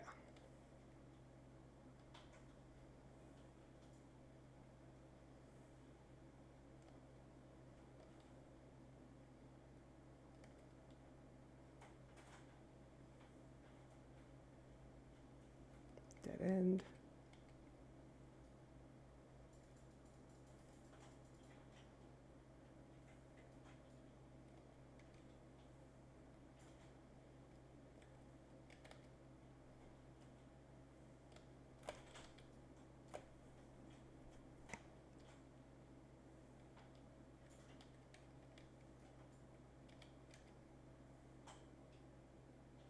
Dead end.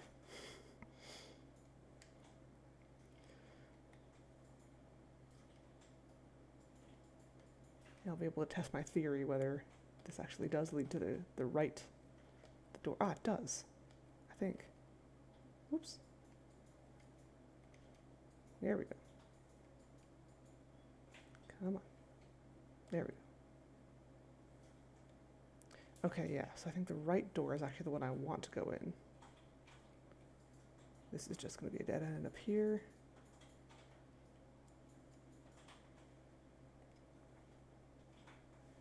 Yep.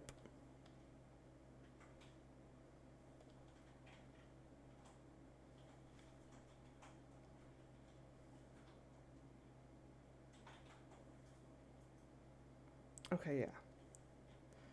So that leads back into the Abbey. Yes. Okay, so let me do another run through. Make sure I know which way to go. So I want to go that way. Yeah, okay. So through the right door and then take the second right. Head north. Oops, where are you going?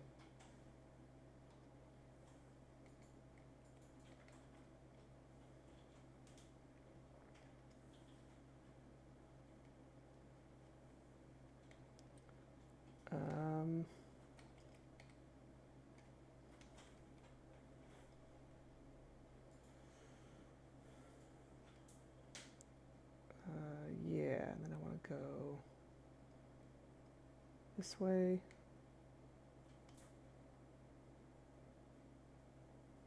And around to the right again.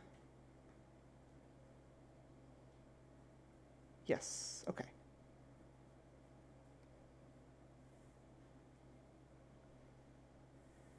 It's tricky because these upper passageways all kind of look the same. There's like a bunch of layers of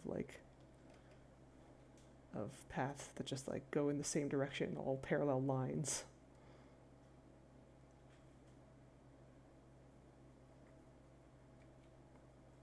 It's hard to kind of remember where you are.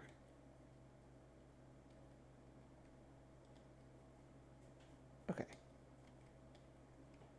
Hopefully, I will be able to remember this when the time comes.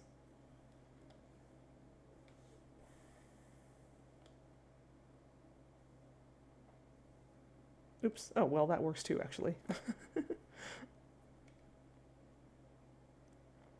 Okay, so either door is fine. I feel like the right one is slightly faster, but maybe not. I don't know. Whatever. Alright, good. Anyway.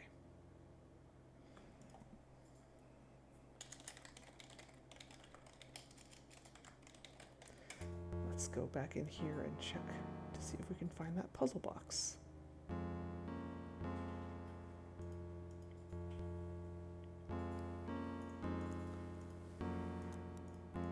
It's a richly made tapestry embroidered with gold. Their bed curtains of heavy fabric. The fat and lazy abbot has even provided himself with a rope pole to call for a servant without leaving his bed. A most impressive bed.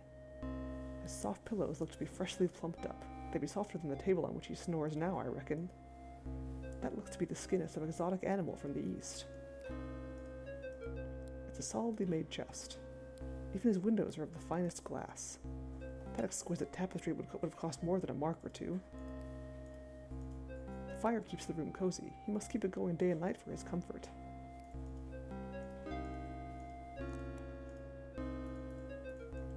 A rich carpet from the east protects the abbot's tender toes from the cold stone floor. Couldn't be anything under the rug. You'll never know until you check. I see the abbot has a scribe's desk. I wonder if he makes much use of it. I see a holy book open upon the desk. There's a cushioned chair for the scribe's desk. It wouldn't look good for me to be sitting in this chair if another monk comes in. I risk enough as it is. Nay, I'll not steal a holy book, not even the abbot's. Oops. Some of these objects tempt me, but their absence might be too quickly noticed. The table is beautifully carved, and upon it are fine pieces of glass and other odds and ends. It's a solidly made chest. Let's see what happens if I pull the rope pull. Snooping. Couldn't hear a bell from here, but I expect a monk may arrive soon.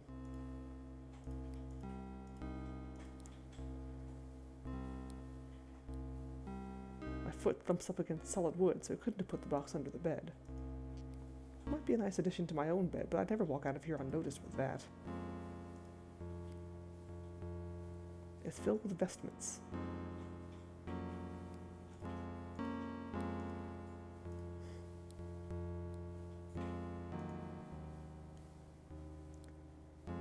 Oh, hello.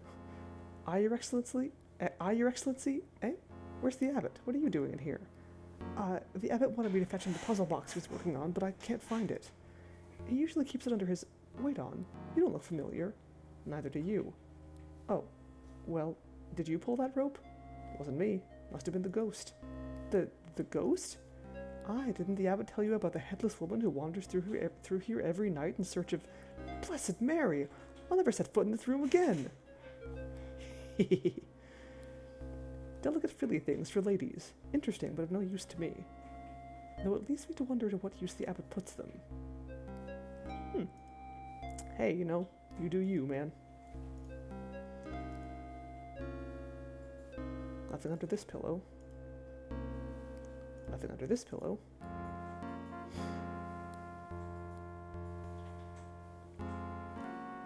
I found it! I better not make my theft too obvious. Aha! Points for putting the pillow back. Exactly. See? You get it. Nothing wrong with men liking frilly things. This wooden box is cleverly made. It is locked, but with no lock that I can see.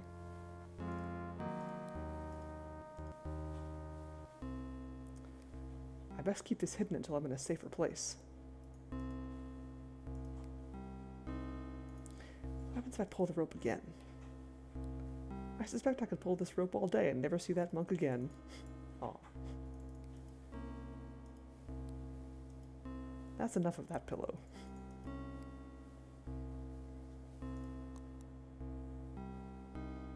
Alright, cool. We got the puzzle box. I believe we're about done here? Actually.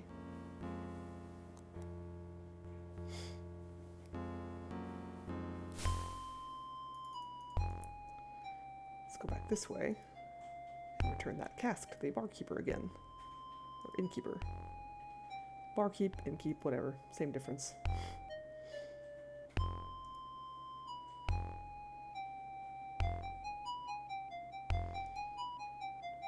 Also, let's see if anything new has occurred over in the land of Roger and Giles. Still bored over here?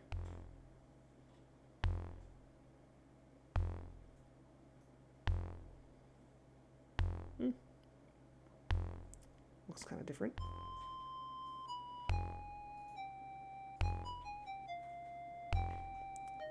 Pace, pace, pace, pace. Will you stop that confounded pacing? I'm bored.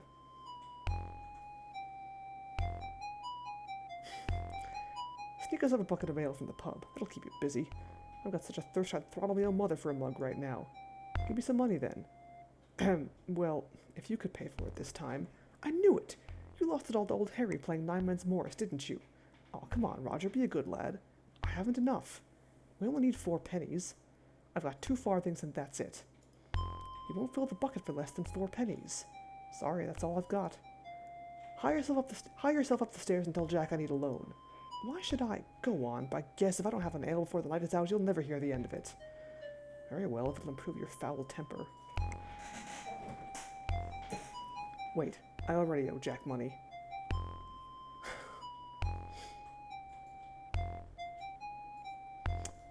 Now's my chance. Now is my chance. How's my change? That too.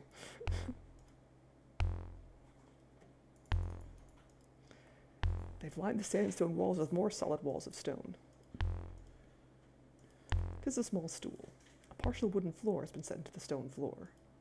'Tis a torch. Hurry up, Roger. I'm coming, I'm coming. The guards have a simple table. 'Tis a trap door set in the wooden floor. The open door will lead up into the main body of the castle. Let's go that way. Doop-de-doo.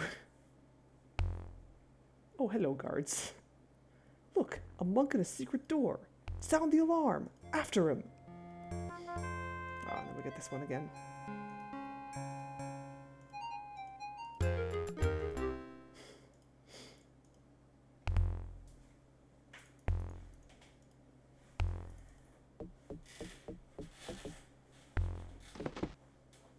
Oh, hi. Roger, it's an outlaw. Seize him. It's Robin Hood.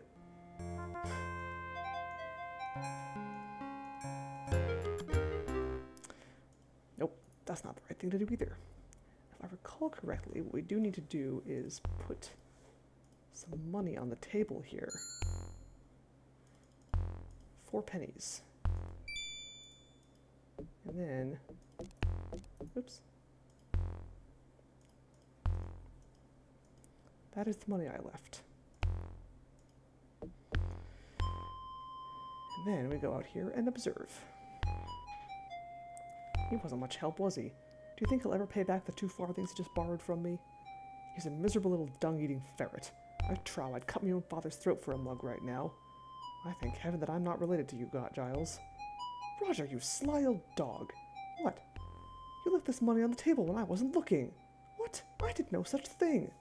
Have your little jest if you like. Stay here while I fetch the ale. I'll never taste a drop if you fetch it. We'll both go.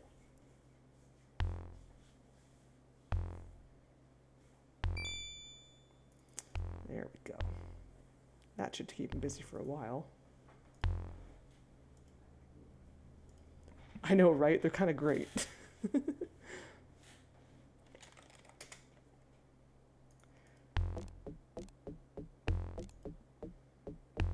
Let's go this way. The guards are gone for now, but could return at any second.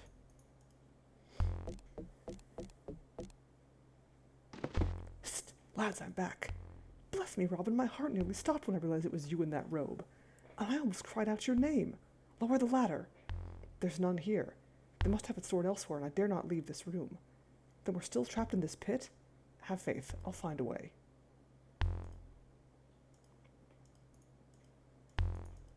Please help us. This, I believe, is where the monk's robes come in. Monk's robes would be a great help once I get the lads out of this pit, but the belts! Get ready, lad. Get ready, lads. I'm going to make you a rope out of monk's belts. Perfect. Dickon, you next. You go next, Hob. You get up that rope right now, or I'll box your ears till they bleed. Yes, sir. Dickon looks like the hero from Quest for Glory, I just realized. Quickly, while Hob climbs, take those ropes into the tunnels and put them on. Sweet. They're good, brave lads, all three.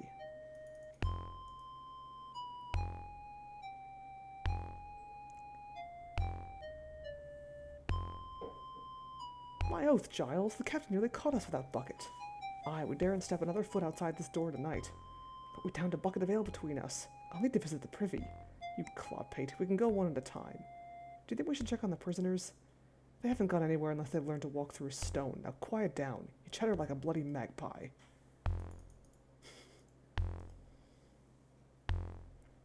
I'm drunk, Giles. Shut up, Roger.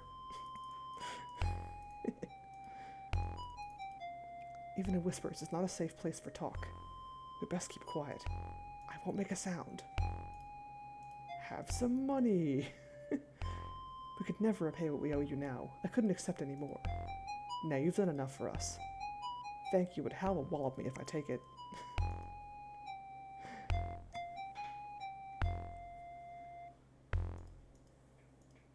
Come on, let's go.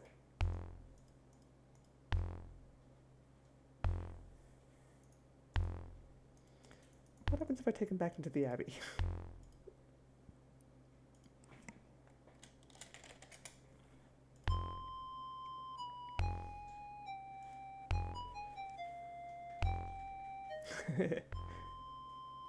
Yep, good old Roger and Giles.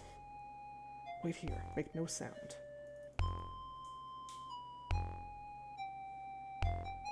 Wait here while I see how things are faring in the Abbey. Oh, hello. I'll not rest until that box is found, do you hear me? We're searching everywhere, Your Grace. I'll search again, everywhere and every one. I'll have that puzzle box found or heads will roll. Where's that brother with the blonde beard? I didn't like the look of him. We haven't found him yet, Your Grace, but we're searching. Hi. I heard you were looking for me? Hold fast there, brother. What were you doing in the tunnels? It's you! Abbott, it's the fellow himself. We've caught him. Excellent. Send him for the sheriff at once. Alas, of all the times of Robin's cunning to fail him, did he think his theft would go unnoticed? Had he been a bit quicker, he could have escaped. Everything is clear in hindsight, my friends, even death. Alright, new plan, let's not go that way. 5 gallons, damn! There's no one in the cellar, though I hear some music. Hal, go on through, but if you sense anyone, I'll be careful, don't worry. Oh, this part's good. This would be a good thing to end on. What's all the noise, Hal? It's the sheriff with his men and some wenches. He's celebrating having 3 outlaws to hang. Do they look as though they've had plenty to drink? Aye, they're well into their cups. Good. That's twice the headache the sheriff will have when he finds you gone. What should we do? Should we try to get past them as monks? Aye, we must dare it. The pub's outside the town walls and closer to the forest. If he's drunk enough, the sheriff should pay little heed to some monks. Listen well, you three will go first. Keep your heads down and don't hurry too much. Don't stop to wait for me no matter what happens. Hal, you lead the way.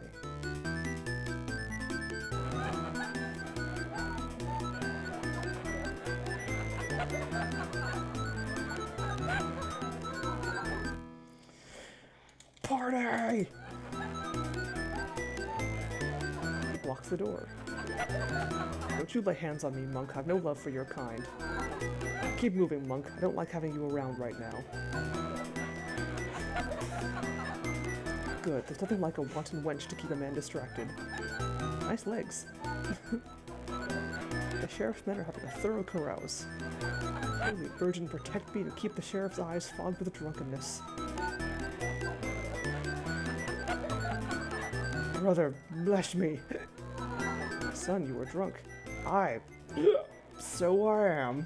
Give me a blessing. Oh. Everyone stops. They're having too much fun to talk. Talking to these drunken soldiers is far too great a risk. That would draw far too much attention to me. I don't want to give you a blessing. Say, I'm talking to you, monk. Are you deaf? Let me pass. I'm in a hurry. Give the sheriff a blessing, brother, or... Wait on, you look familiar. On guard! It's Robin Hood! Arrest him! All the sheriff wanted was a blessing. Aye, it wasn't like Robin to lose his head when a bit of cunning would have served. He's lost his head now, alas, stretched from a rope. Ew. I'll give this back to this guy.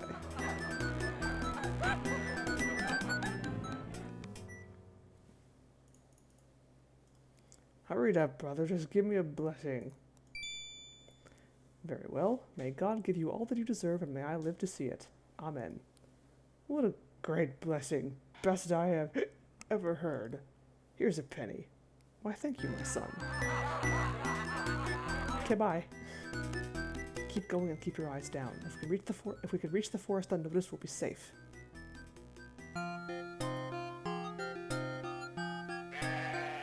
I made a fine monk. You should have seen us. I thought I must laugh or die when the sheriff begged Robin for a blessing. Well, I didn't like being a monk, not for a minute. As soon as we reached the forest, I tore off that robe. You're all so brave. I can hardly believe you're here. It seems a miracle. May the blessed lady guard you and keep you safe forever, Robin Hood. But words aren't enough. Take this gift. The joy upon your face is payment enough. I will not be denied. This comes from the time when I was the guardian of this forest, even as Marion is now. Mother? You? A green priestess? Before you were born, I danced the spiral dance and nurtured the spirit of the forest. Wow. Nice job, widow. Step forward, Robin. This golden net is my gift. Use it well and it will lead you to wisdom. Use it wisely and the forest itself will protect you. Now please, take my sons with you and let them serve you.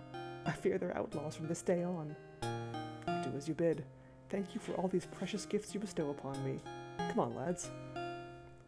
Sweet. New outlaws. Hal, Hob, and Dickon bade their mother farewell and set about making a place for themselves in the camp. I join my men for a joyous celebration. May you get all you deserve, and may I live to see it. Robin, you've a wicked wit. This will make one of the finest tales I've ever told. If the sheriff but knew what it is I think he deserves. I think he knows. He'll be cursing you roundly tonight when the truth seeps into his drunken skull. Let him curse and rage. Hal, Hob, and Dickon are beyond his reach, and I'm well content with this day's work. And I'm as proud as a man can be to call Robin Hood my leader. Let us toast him, men. A Hood, a Robin Hood. Woo! On that note, I'm going to end there for the night.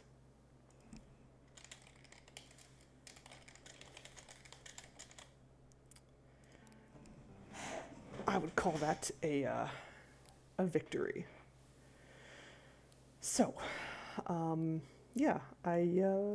we learned some valuable information from the abbot about some treasure that's going to be coming through.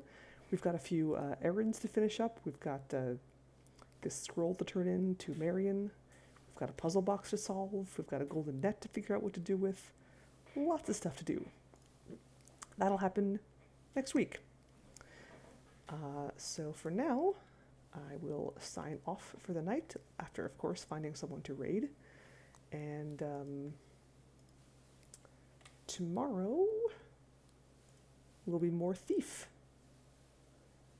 Let's see, who's playing something good?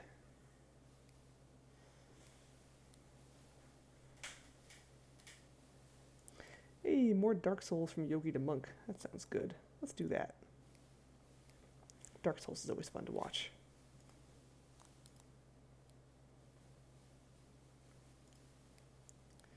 So yes, tomorrow more Thief. Hopefully you're rested here on Wednesday. I don't really feel like streaming last Wednesday, but hopefully that will not be the case this Wednesday.